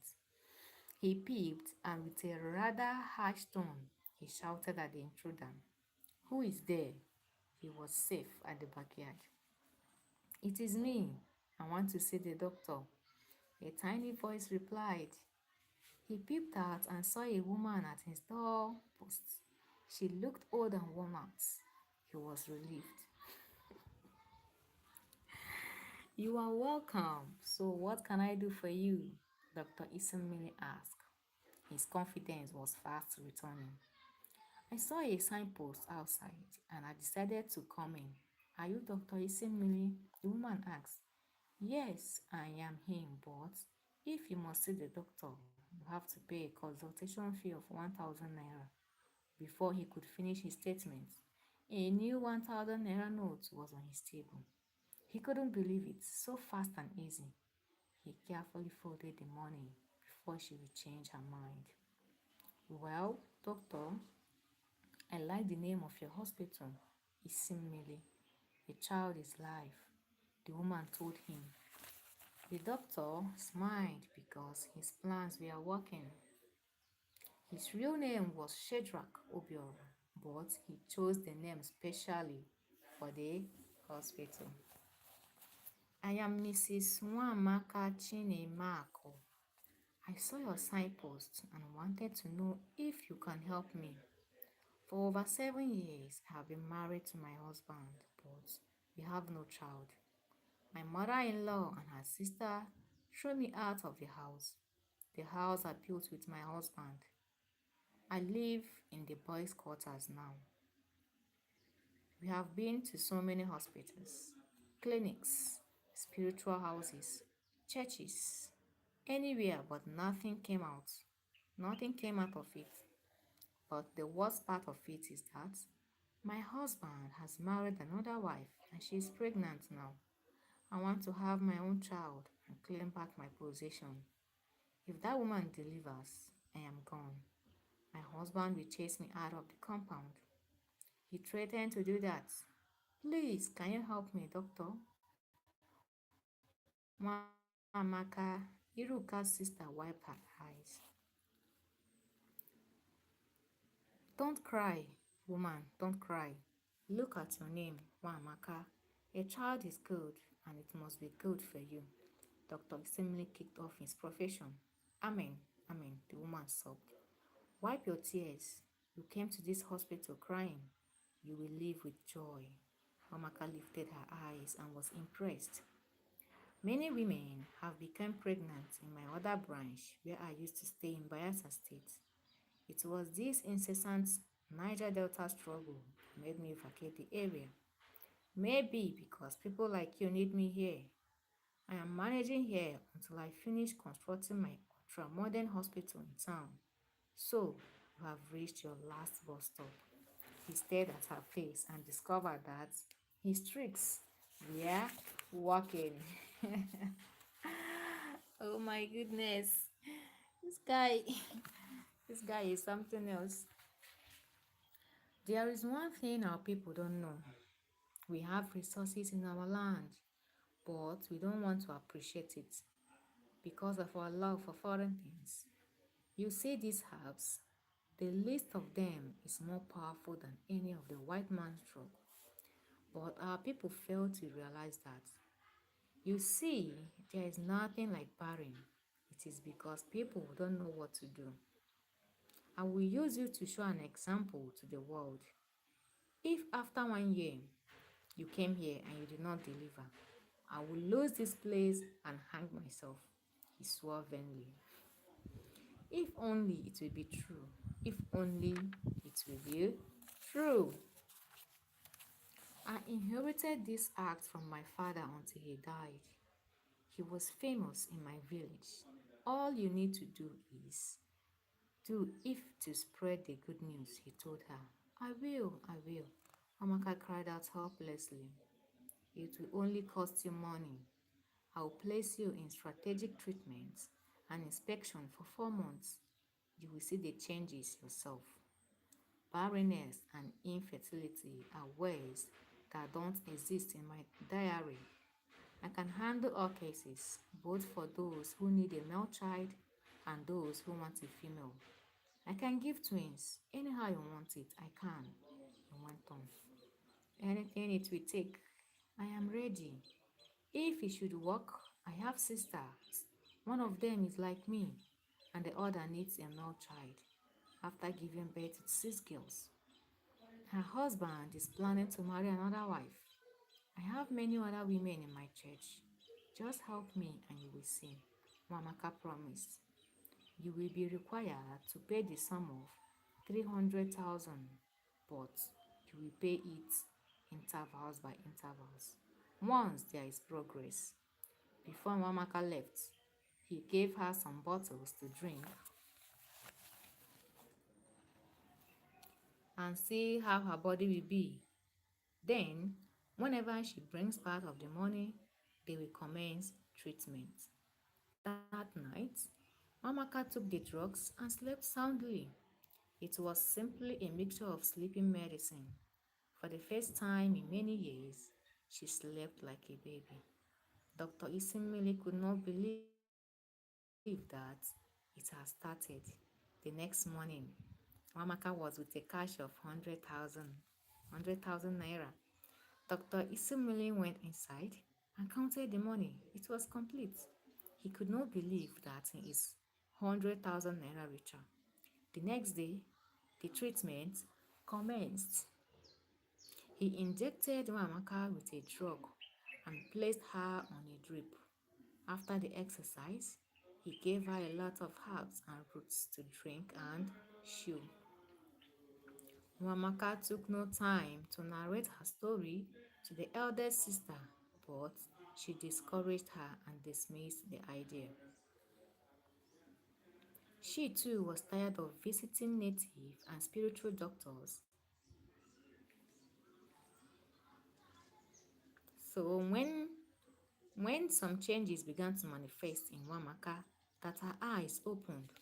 Within the next 2 months, Wamaka discovered that the greatest joy that her period had ceased. Ogechi danced with joy. The next day, she too was at the hospital to see Dr. Isimile.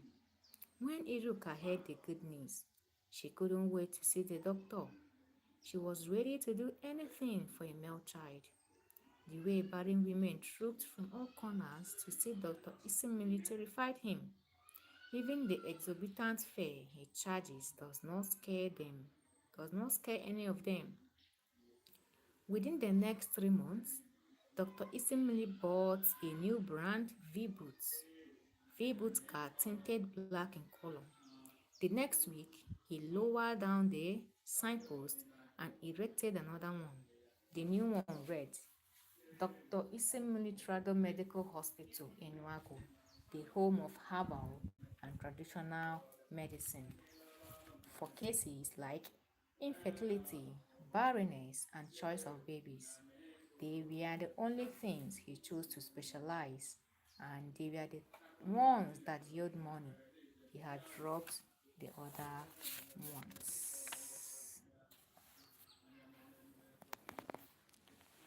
Wow, I think we are moving to the, I don't know, is it the last part?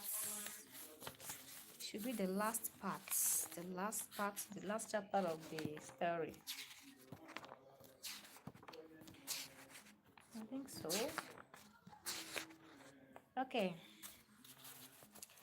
The story is finally coming to an end. Gradually, gradually, little by little.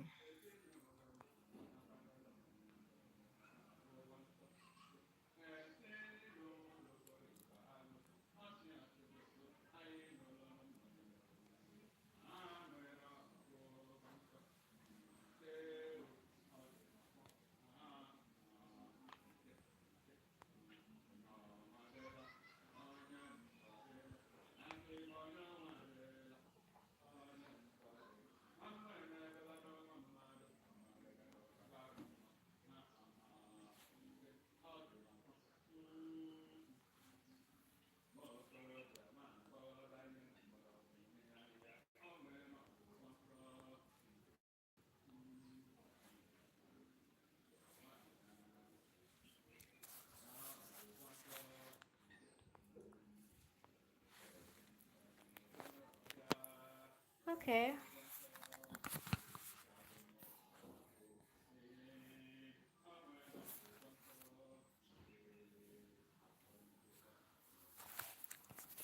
Let's Let's continue. As the months go by,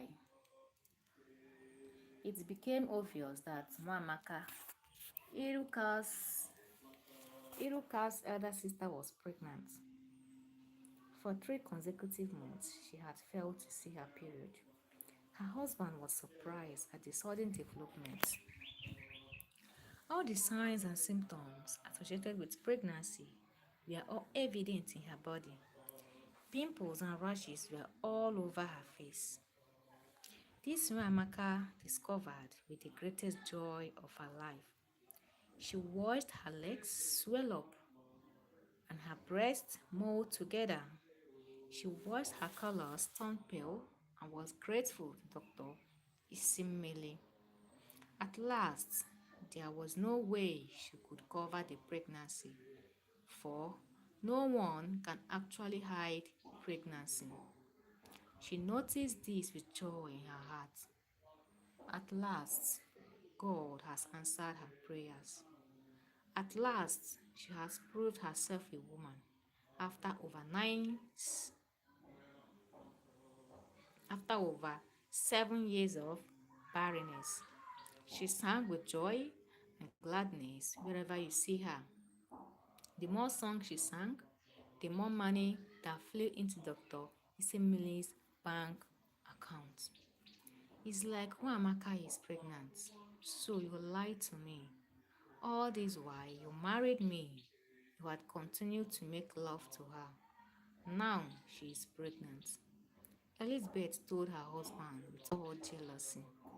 Elizabeth was the second wife to Mr. Chinemako, the woman he married after Mamaka failed to give him a child for over 7 years of marriage. Who told you she is pregnant? It is not possible. I can't remember the last time I slept with her. It is a very long time. Besides, she is barren. Shinemaku told his wife as he tried to make love to her. It is a lie. It is a lie. I have been watching her closely for over 3 months now. She is pregnant. I can swear to it. You know it. You people planned it. You married me to dump me after giving you children. You think I don't know? But it will never work. I will kill that my child and kill myself. Elizabeth threatened. She has succeeded in giving Chinemak a male child. Amaka is pregnant? Impossible. That was what Chinemako shouted all night. Very early in the morning, he was at Amaka's door. When she opened the door and saw her husband, she was terrified beyond words. Don't be afraid, I came to see you. He looked thoroughly at her and saw a belly was protruded out. So, it is true. You are pregnant and you never told me. Why? Chinemako asked with a voice more of pleading than questioning. Because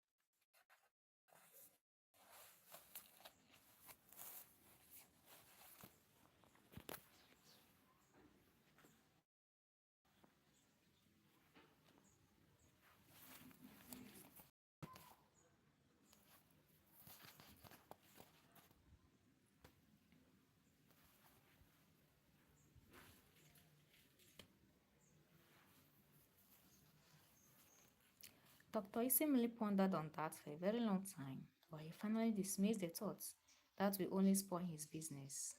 Things were going right way. The women are patronizing him with hard currency. He has nothing to lose. The highest height of it was that he started sleeping with many of the women.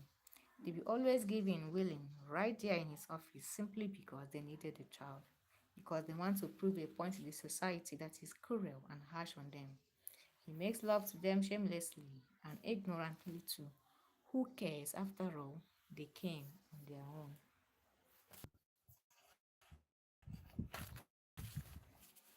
Okay, Dr. Isa started building a new house in the village. He has added three more cars to his fleet of cars. He was everywhere on the road and on the television. His achievements within the past few months baffled him. If only he had discovered that talent long ago. Dr. Isemili peeped out of his office and saw the long queue waiting for him.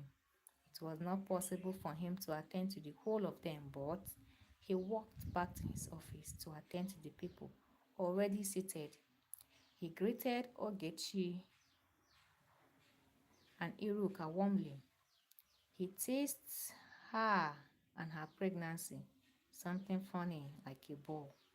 Dr. Isimli stared at her stomach and it still baffles him how he was able to do it. Just a mixture of some drugs and one or two herbs could make somebody's belly rise like a real pregnancy. It was marvelous to him. Doctor, this is my sister Iruka. She has been married for so many years but had no male child. Quite unlike us, she has given birth to 6 girls. But she needs a son to save her marriage. Her husband has plans to marry another wife that will give him a son.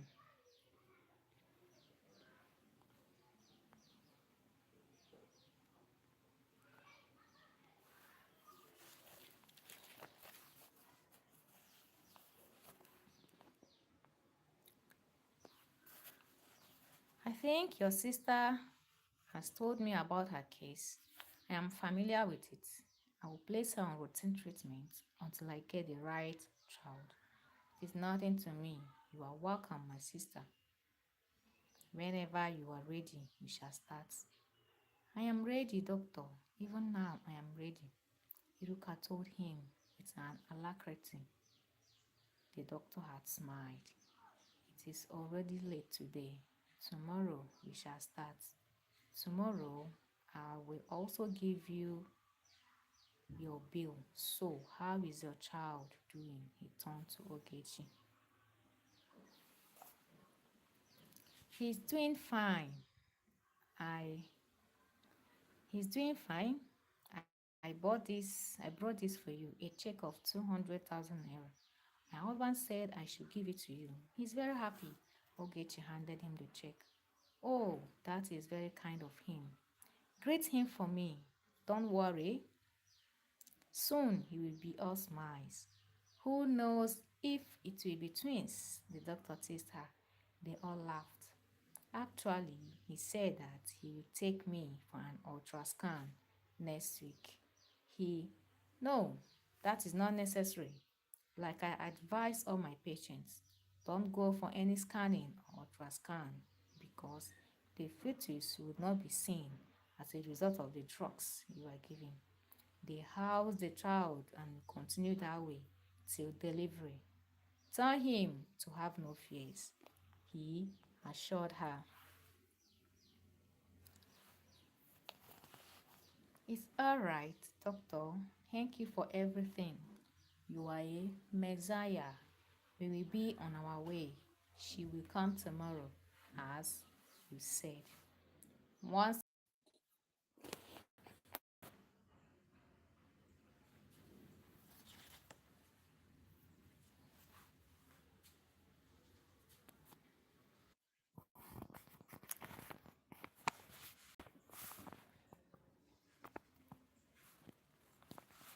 at the reception hall, the women that were outside were gossiping about their experience.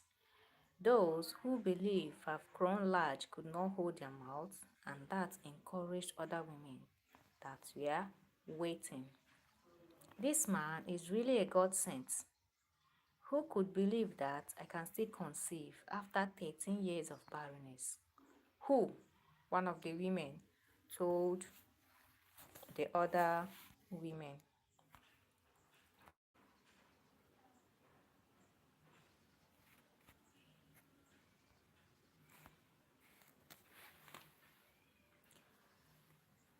My sister, where have I not been? I have been to Abana town. I never knew that the woman is fake, another woman told her. Where at Abana town? The first woman asked in surprises. Yes, I was even at Enuago town where it was an old woman. That old woman is a witch. What she gives is fake. It's fake pregnancy. Just within 2 months, you conceived. You will bleed to death. One of my friends lost her life in that encounter. Thank God it was my first day. Are you serious? It was the same at Abana town, but it is a man. This man will give you all sorts of things, and the amount I paid can erect a house. At last, it was all fake. After 2 months of missing your period, the next 3 months it appears again. Are you serious? One new convert asked them. More than serious. There is another now at Avo Mimi. That one, I call it pure charm. It is only here that I was at home. This doctor will make sure you sleep with your husband. His duty is to safeguard the sperm inside you. You can imagine me still pregnant. This is my 7th month, she boasted. I am happy for you, my sister. I wish I can be favored like you. If I can ever be pregnant, too, my mother-in-law and all my family members will see help. They will know the stuff I am made of. I can do anything. She was still speaking when the doctor came out. From number 18 to 28 should wait. Others should come early tomorrow. That is the number I can see today. I have a meeting to attend this evening, Dr. Isemili announced to the crowd of women. The lucky members queued up in line, while the unlucky ones left to come back very early. All their pleas fell on deaf ear. Soon, Iruka became pregnant too. The doctor had promised her a male child. People who heard about the three sisters thanked God and marveled at their stories. It was at the 8th month of Maka's pregnancy that she had a terrible bleeding that her husband thought she had died. She fainted after the bleeding. When she recovered, Dr. Isemili told her that the pregnancy will be extended because of the bleeding. She had no option but to accept her fate. She never cared to hope in God. That was the leader of the women charismatic group in her church. The bleeding continued for months until the husband could no longer bear it. Soon, Oge began to faint on a daily basis. The day it happened to her was at the marketplace. She thought she had almost died. The women continued to bleed and bleed, that they all looked pale as if sapped of blood. Ah, soon their pregnancy entered their 13th and 10th month respectively. It was only then that Chinemako knew that the greeting has passed the elbow. Several cases of bleeding and miscarriages began to happen in every corner. They were the ones who Dr. Isemili injected with drugs and whatever he could gather. Nothing was in their bodies but toxic and poisonous substances which swell up day by day. At the morning of the 13th month of Maka's fake pregnancy, she bled for 3 hours. Before Chinemaku could get to the hospital, she gave up the ghost. Oh, really? For real? Wow, this is too bad. My husband, I wanted to give you a child. I tried. I loved you. Even now, I am dying. I am dying because of you, because of your family, because of your mother and sister. Even now, I am dying. Mamaka cried on her way to the hospital. Nothing will happen to you, my wife. You will not die. I can't hold on anymore. I have no more blood to survive. I will die, but you must allow me die. Die inside, you must. She couldn't finish it before she gave up the ghost. It was in the hospital that they operated her stomach to discover that her womb has rotten away. They discovered the truth. Very late to save her life. I will never forgive that man. Never. Chinemako cried inconsolably. Before the team of policemen could arrive at the Trado Medical Hospital, Dr. Isemili has disappeared to an unknown destination. It was the fear of what happened to Mamaka that made Ogechi and Iruka to open up. Please, doctor, save my wife. Help me get rid of this poison. I don't want a male child again. I don't want it. That was all Obidibo was shouting when they wheeled his wife into the theater. I don't want a male child, oh. I don't want again.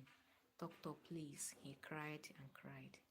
The doctors could not believe what they saw inside the wombs of these two women. Even after the operation, they couldn't narrate their audio. Their wombs were badly damaged, but it was their survival that matters. Olachi cried herself to death on the calamity that has befallen her children because of their fruit of the womb. It was with the help of a spiritual leader, the prophet of God, that the women lived again. As for having another baby, no one knows their fate. Many women lost their lives because of Dr. Isemili's evil practice. He was later caught at the airport about to board a flight. Even when he was arrested and sentenced to death by hanging, the damage had already been done. Chinemako, after the death of his wife, had a clash with his second wife. It was during the clash that he discovered that he was never the father of her baby. She only used the pregnancy to lure him into marriage. When he went to the hospital, it was discovered that he had a blocked kidney and needed to be operated upon if he must be able to impregnate a woman. Will you ever forgive me? Will you? I would have known all these years. I killed you, my wife.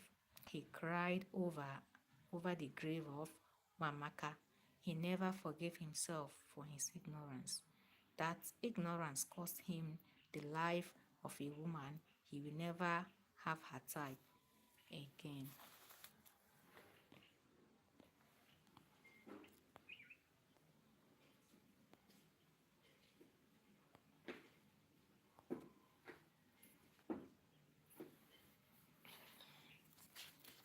Okay, let's continue.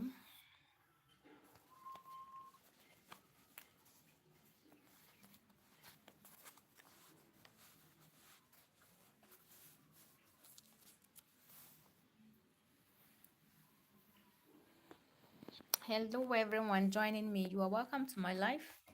Please double tap your screen to support my life and do well to like and subscribe to my channel. Double tap your screen to support my life. Thank you so much as you do.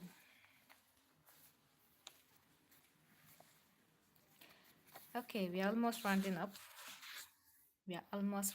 It's coming to an end gradually. Little. Okay, all right. Let's continue.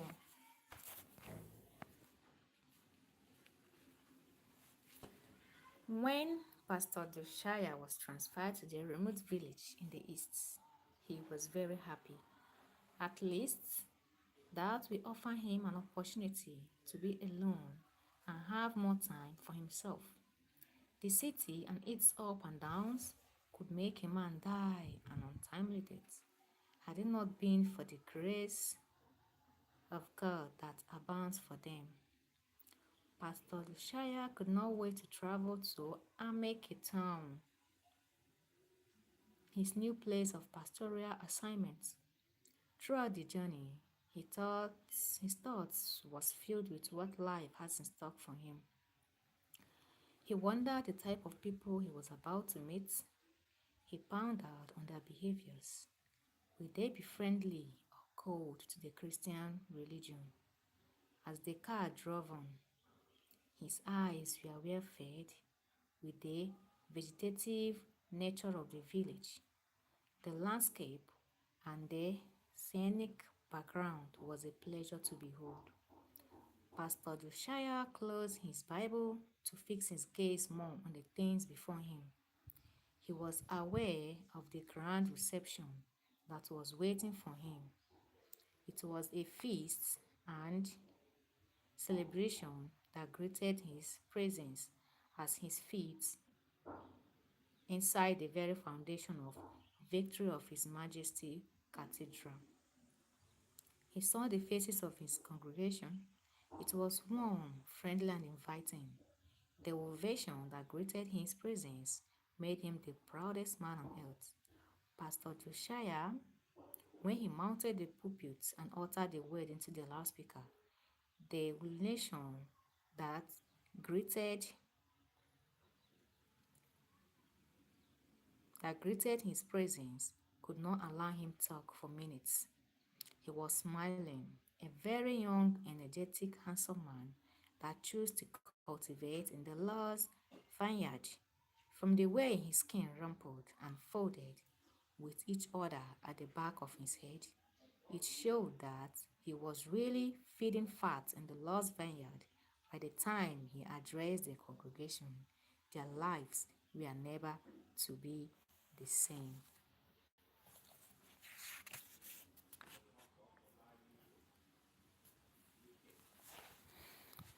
Pastor Josiah, unknown to him, has just landed on the most telling aspect of his calling. He came to the village in search of peace and comfort, but that was only an irony of his life.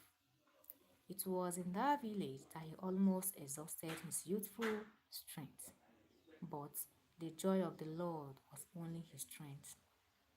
It was during counseling in his office the next day that Pastor Lushaya discovered the level of atrocity, injustice, man's inhumanity to man, witchcraft, and ritual practice that has held the town in bondage for years.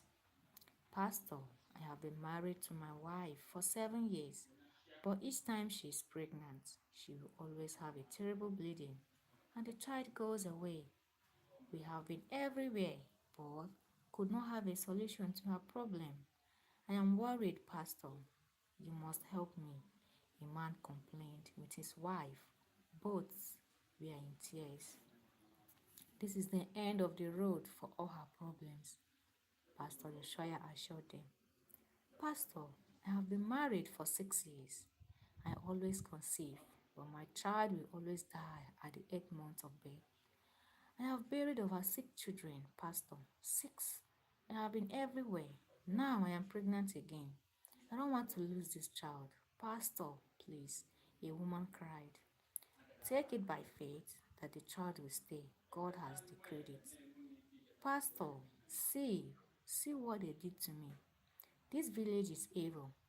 Just one morning, I went to my farm and came back. Since 2 years, my legs has been as big and strong like cement block. A man cried out. The pastor saw the legs.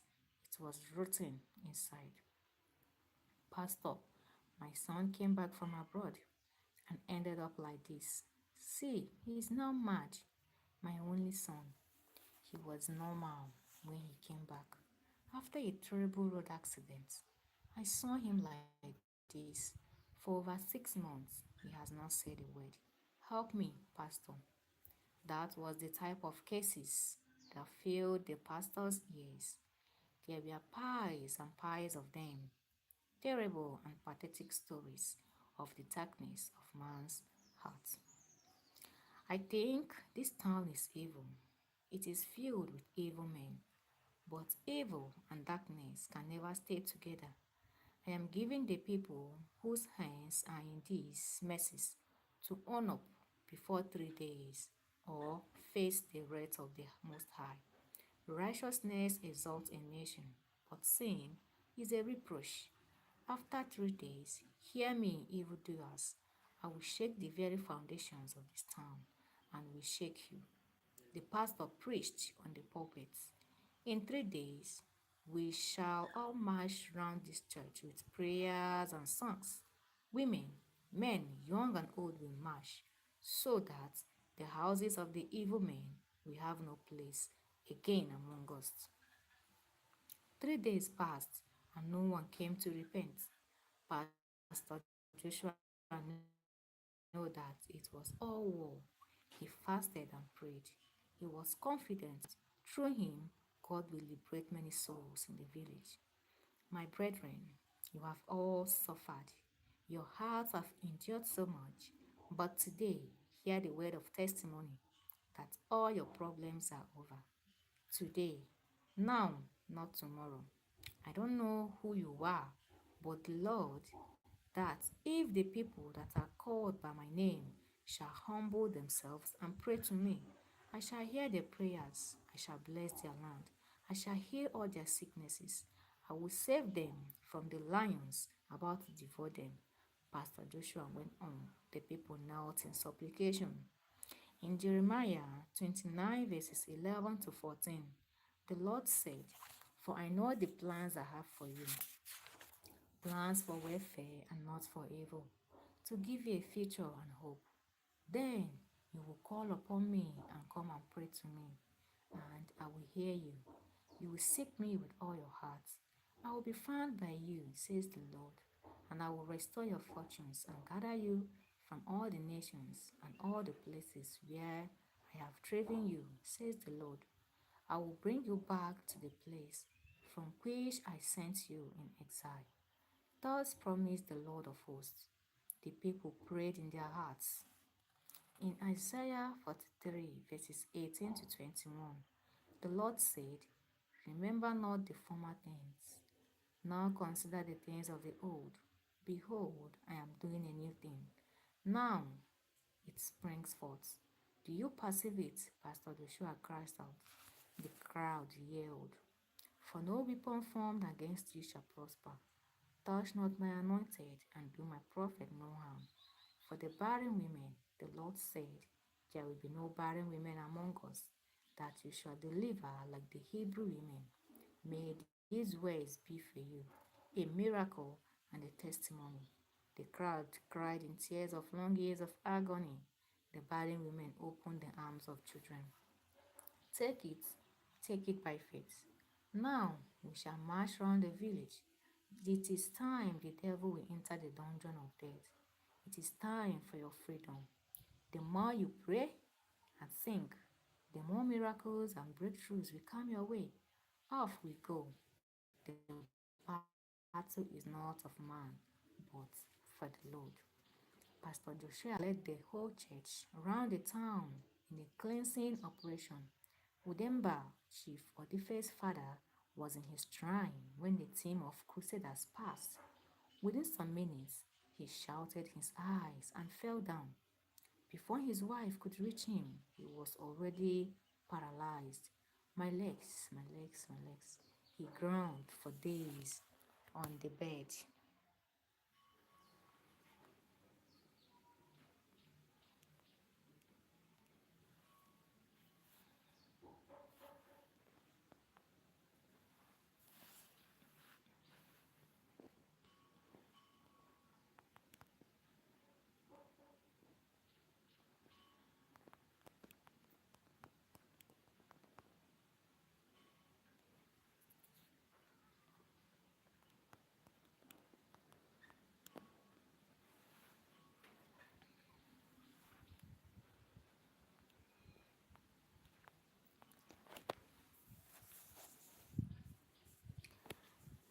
Nay, what sort of sudden sickness is this?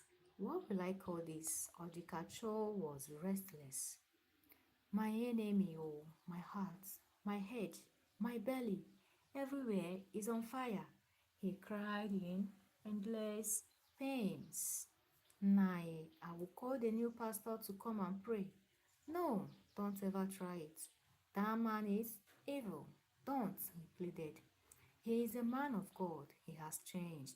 No, don't ever, or I will die. Oh, my legs.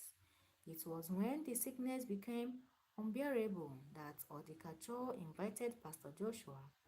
When the pastor arrived, he saw the situation. Udemba was one of the people that caused many havoc to the villager. I think he needs to confess. Pastor Joshua told him, go away, go away. I want to see my son. Send for my son and his wife. Let them come before I die. Let them, he managed to say. By the time Pastor was praying for him to be strong and confess, Odikacho has called his son. Chief Odife was in his office when the call came.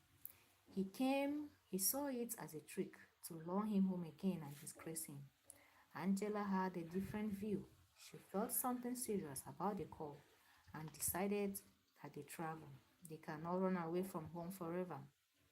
Before Chief Odife and Angela arrived the village, his father has given up the ghosts. But before he died, he had confessed all his crimes. The most painful part of it was that he was the one responsible for the childless situation of his wife. Chief Odife could not believe his ears. Oh, really? For real? Not his father, a man he suffered for all over the years, was responsible for his childlessness and was bent on crucifying him. What a word!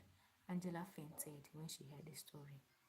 My babies, he was the old man I always dream about. My babies, she wept inconsolably. A hand was trying to raise her up. It was Odikacho, her mother-in-law. Forgive me, my daughter. I never knew that my husband was that evil. I never knew. Will you ever forgive me? She cried. Her heart was filled with sorrow. Pastor, how can my father use my unborn children in exchange of his life? As old as he was, what sickness? What wickedness? I will never forgive him. Not ever in the life to come. Chief Odife told Pastor in deep melancholy. Pastor, to say I saw Angela struggling with Odikacho. She doesn't know whether to forgive her or not, even if she will, not so soon. The word of the Lord is not the word of we mortals. God has a reason for everything, at least to prove that darkness can only endure for a night. We all live to see this day. We must welcome it with joy.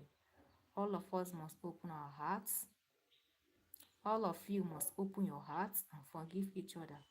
Pastor Joshua told them. Angela let go, and Odikacho, her mother-in-law, hugged her freely. Both women rolled in tears. Forgive me, my daughter, forgive me. Every morning I will ask for your forgiveness. Odikacho cried. I have, Mama, I have. Angela told her. Thank you, Pastor. I will never forget you. The world needs men like you in battle. Chief Odife greeted him. The harvest is plenty, but the laborers are few. We will continue to pray that God will send more laborers. It is over now. It is over. Pastor Joshua prayed for the family, and all curses were broken. The rest of the family traveled back to the city together. Few months later, Angela discovered that her menstruation had ceased, but she hid the joy in her heart. It was when she kept complaining of dizziness and fever that Chief Odife drove her to the hospital.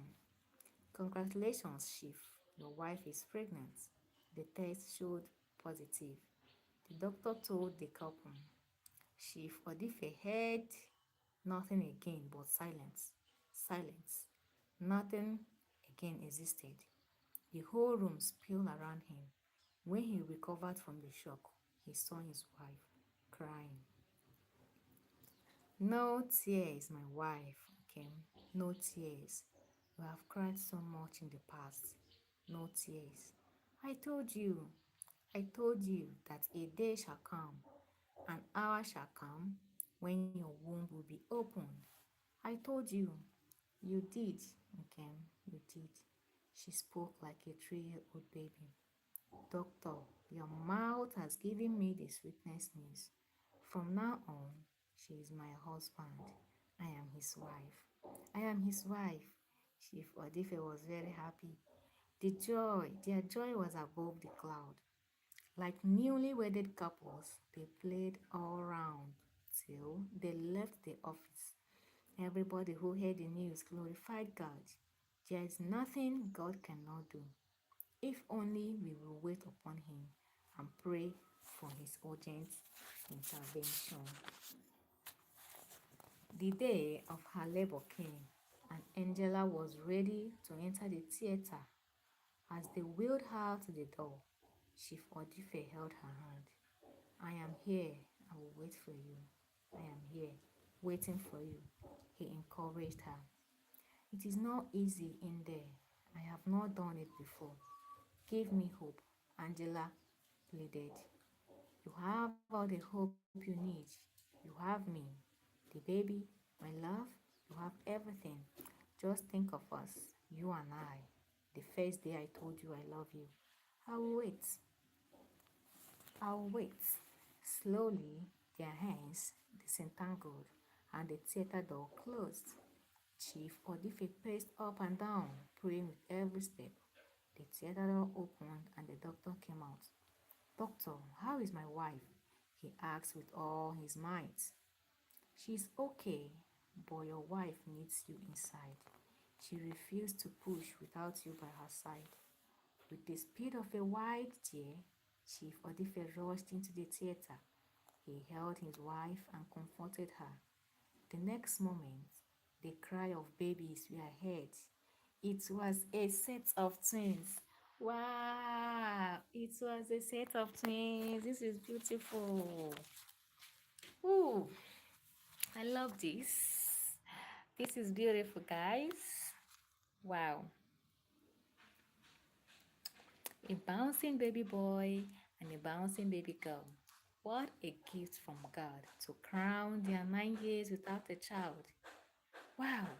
Chief Odife lifted up his kids, his newborn babies. They were just like him. Who said that a man doesn't cry? Chief Odife was all tears. Nobody stopped him, not even his wife. From a distance, the doctor, his wife, his mother, and the family watched him with the two kids. He was crying. Wow. Today, I am a man. Today, God has done it. I used to eat, drink, work, sleep, sing, laugh, and play, but I was a ghost, a living ghost, and today I am a man. He cried slowly. That woman there, in my next world, she will be my wife. I know God will bring us together. Angela too was crying. Look, children, do you see your world? Your world. See how beautiful it is. Do you? He showed the children all around. No one tried to interrupt him. I told you that a day shall come when I will have your babies in my arms. Now see my wife, see. See, everybody, girls' time is the best. Pray to God and trust in Him. Today, I am a living witness. Everything I have, everything I am, I give it up for Him that gave me this child. I give it up to you that brought them to the world, my wife. To you I belong, now, forever. Come, come. Angela went over him and they both locked up themselves while the cachorro was carrying the baby. I am sorry, my wife, I am sorry, she cried towards Angela, who reached for her and comforted her. It is okay, mother. I told you I have forgiven you. You are still my mother in law and my mother. Nothing will ever change that. Everything that happens in this life happens for the right reason. I never knew this day would come. How did I doubt God? How did I not know that you were the cause? How did I subject you to these horrors over the years, my daughter? How did we do it? Her tears flowed freely. Will I ever forgive myself? Will I? Mama, you should be rejoicing, not crying. Please don't make me cry again. We have gotten off those tears of darkness and nightmare. Chief Odife knew it was time to step in. You heard what my wife said, Mama. This is not time to cry. She has forgiven you a long time ago, and you are still my mother any day. You did what any woman in her situation would do. It is not our fault. He consoled his mother. Like she said, our days of tears are over. Our years of darkness and nightmares are over. Welcome into the light. This is the light. This is the future, Mama. Yes, yeah, this is the future, Mother. Let us walk into it together in happiness and merriment, not with tears. Sorrow can only last for a night. Joy must surely come in the morning, she assured her. Thank you, my daughter. Thank you. In my next word, a daughter in law like you should grace my word. Thank you. You are one of a kind. One in a million daughter in law. Thank you. Mama, do you have any name for them, Ma? Name? Am I the right person to give them names? She asked with trembling voice, refusing to believe her ears. It is nobody's duty, but we have both agreed that you give them the name. Chief Odife explained. Do I really deserve such honor? Yes, ma. Go ahead, she encouraged her. Nothing could describe Odikacho's happiness as she held the babies, searching through their faces for a name. They are beautiful, all of them. There is really not greater than joy. God's time is the best. She peered at the children. The couple watched her in silence and admiration. I will name him Kedu Ifekalili Chukwu because nothing is greater than God, she finally announced. Kedu Ifekalili Chukwu. The couple echoed unconsciously in happiness and surprise. What a nice name, Kedu Ifekalili Chukwu. They repeated many times. It is rather long, but beautiful, Mama. I think we shall call him Kedi for short, Angela suggested. And that will be his name, Kedi, Kedi Fekalichukwu, Chief Ife included. What about her? She looks so much like her mother. Or the cashier studied the baby. Beauty in all accounting. I am sure she will grow up into a practical lady and a role model just like her mother. I name her Osinachi. I know she is from God and Nedima. Mother is wow, beautiful names. They will grow up to answer that. KD and Sinachi, welcome to our world. Chief Odife greeted them to the delight of all present. I knew this day would come. You knew, Kim? Yes, I have always known, but I don't know when. Yet I know. I know. Thank you, my love. Thank you for standing by me. Thank you for being there when it mattered most. In my next world, we will meet again. I know you will propose again, and I will say yes again. I will continue to say yes in many of the words to come until our chances of reincarnation is over. I will continue to say yes, my darling. She fell on him as their tears resumed. I will meet you again and we shall be happy forever. We will have children, Kedi and Sinachi, all others that will come. We will grow old and die in each other's arms. I will see you to the end of the world. Take it from me, my husband. I believe you, I believe you. Till then, my love, we shall eat, drink, marry, and have fun in celebration. I will kill a cow for you. And if you want elephants, I will kill. What about gorilla? She teased. Consider it killed. And hippopotamus? You will eat it all alone till you are filled. I will go to the biggest river and get it for you. Anything for you, my love. They both laughed into each other's faces. Well, I think a bushmeat smeared with waka and vegetable will do. I will send for it right away. Anything else? Yes, a special kiss. With that, he fell on her and kissed her profusely. Both couples held each other for what seemed like eternity. When the moment lasted, joy was planted like flower in their lives. It was only a matter of time before their story, wide like widespread fire, like wildfire spread.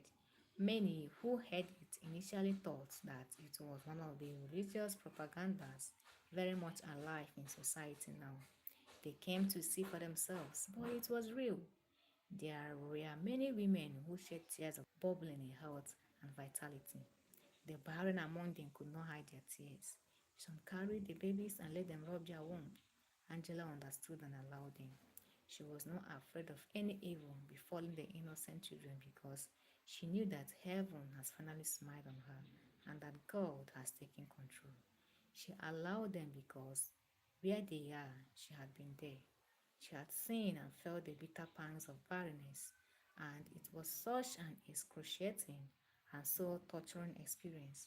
She's not wishing even the very worst of her enemies. These women carried the children, and even when they smiled, their tears flowed, and when she reached them, she gathered them together and smiled into their faces. It is well, my sisters. It is well, Angela comforted. God is watching. He is watching. Are you sure? One of the women could help. But ask. It was the one on floral pink gown with flawless beauty and charm men would kill themselves for. At times, I am tempted to believe that God has forgotten us. God never forgets his people. He is always watching. His ways are not our ways. He will surely answer. Amen, amen, they echoed. I am happy for you, my sister. Heaven indeed has smiled on you, the woman exclaimed as she handed the baby back to Angela.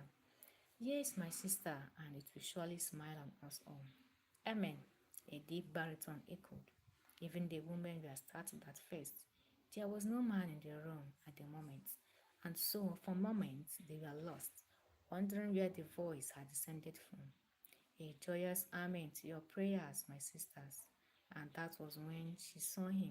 They saw him, Pastor Joshua, in his usual lanky and unruly manner, but filled the Spirit of God. Angela was overjoyed to see him. He wanted to reach for him, but the pains in her abdomen held her. That is him or my sister. That is the pastor. Pastor Joshua. It was through him that God redeemed me from this bondage. That is him, she cried. The pastor carried to the two babies and admired them. That same moment, the woman flanked by his side, and he knew that his evangelical work was far from over. Wow, guys, guess what? Guess what? We have finally come to the end of this story. This story, which is what? When heaven smiles. And true, heaven finally smiled at what? The family. Heaven finally smiled at the couple. Qui sera, sera. What will be, will still be. Come rain, come sun. Whatever God has destined anyone to be in this life, it will definitely come to pass. It's just a matter of time and patience. Once you are patient enough with Him, just give Him time. Before you know it, everything will forward into pleasant places for you. Wow, I so much love this story. so much love it. And I hope you also learned something from it. Also learned something that we should always trust in God, put all our faith in Him, put all our trust in Him. He can never forget us and He will never let us down. He will never let us down. Wow, this is beautiful.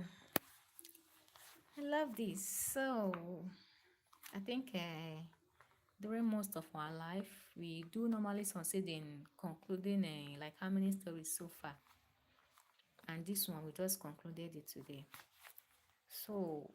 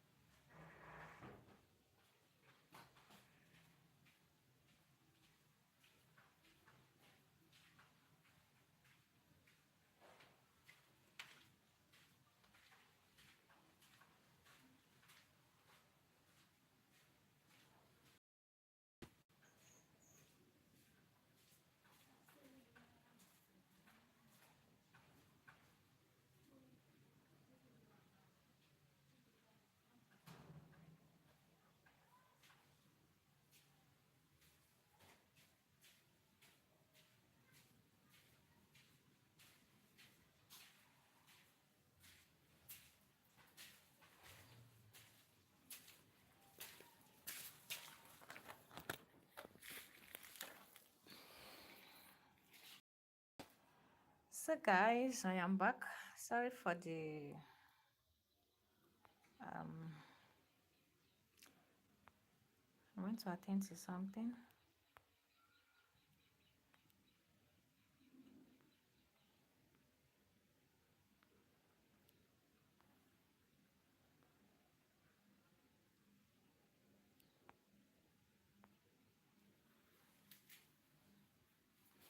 Okay, so I think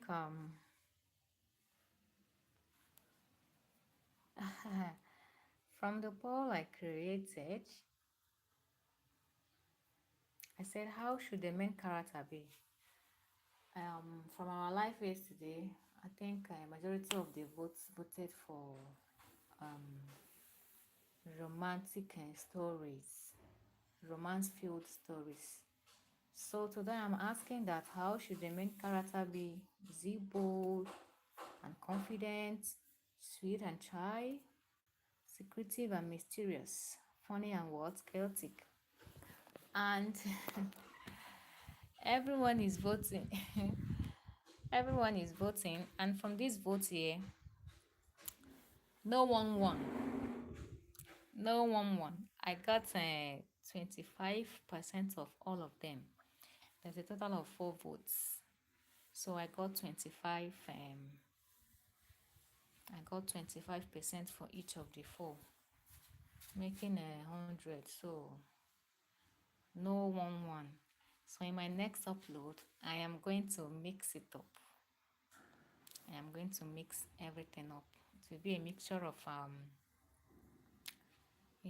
confident and bold, sweet and shy, secretive and what, mysterious, funny and what, uh, chaotic as well. So guys, I'm going to end the poll anyway.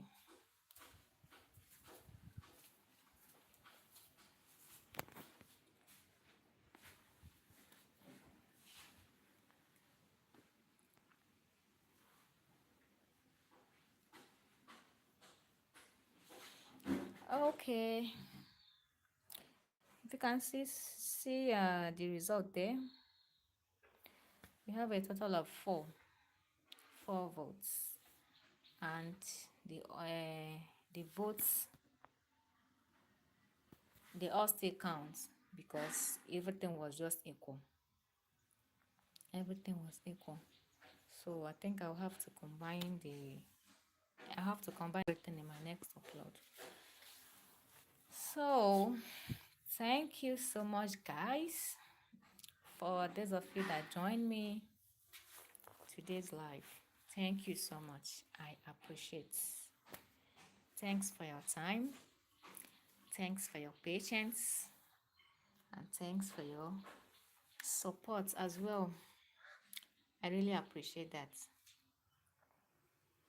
I really appreciate.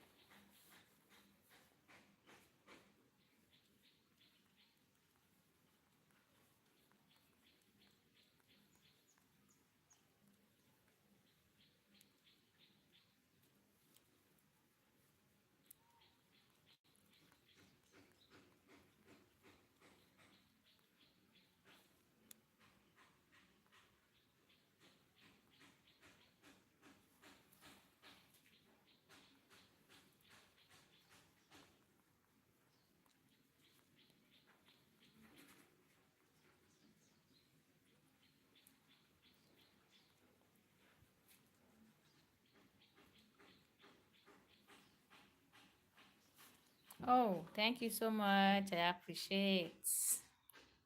Thank you. Thank you. Thank you. Thanks for the encouragement. Thanks for the support. I appreciate. Thanks a lot. Thank you.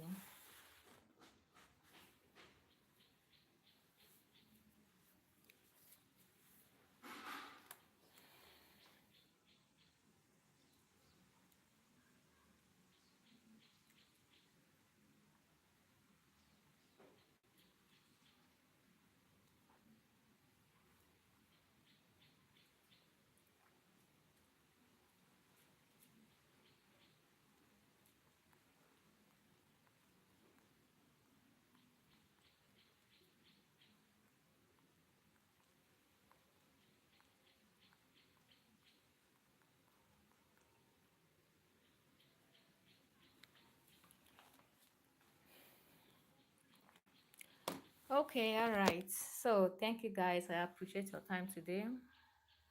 Thanks for your time. Thanks for your patience. And most especially for your support. So I hope you still join me some other time, some other day. Okay? Thank you so much. So right now I'll be ending the live. I'll be ending the live. So take care of yourself and do have a great day, a great night ahead, depending on where you're watching me from. Bye.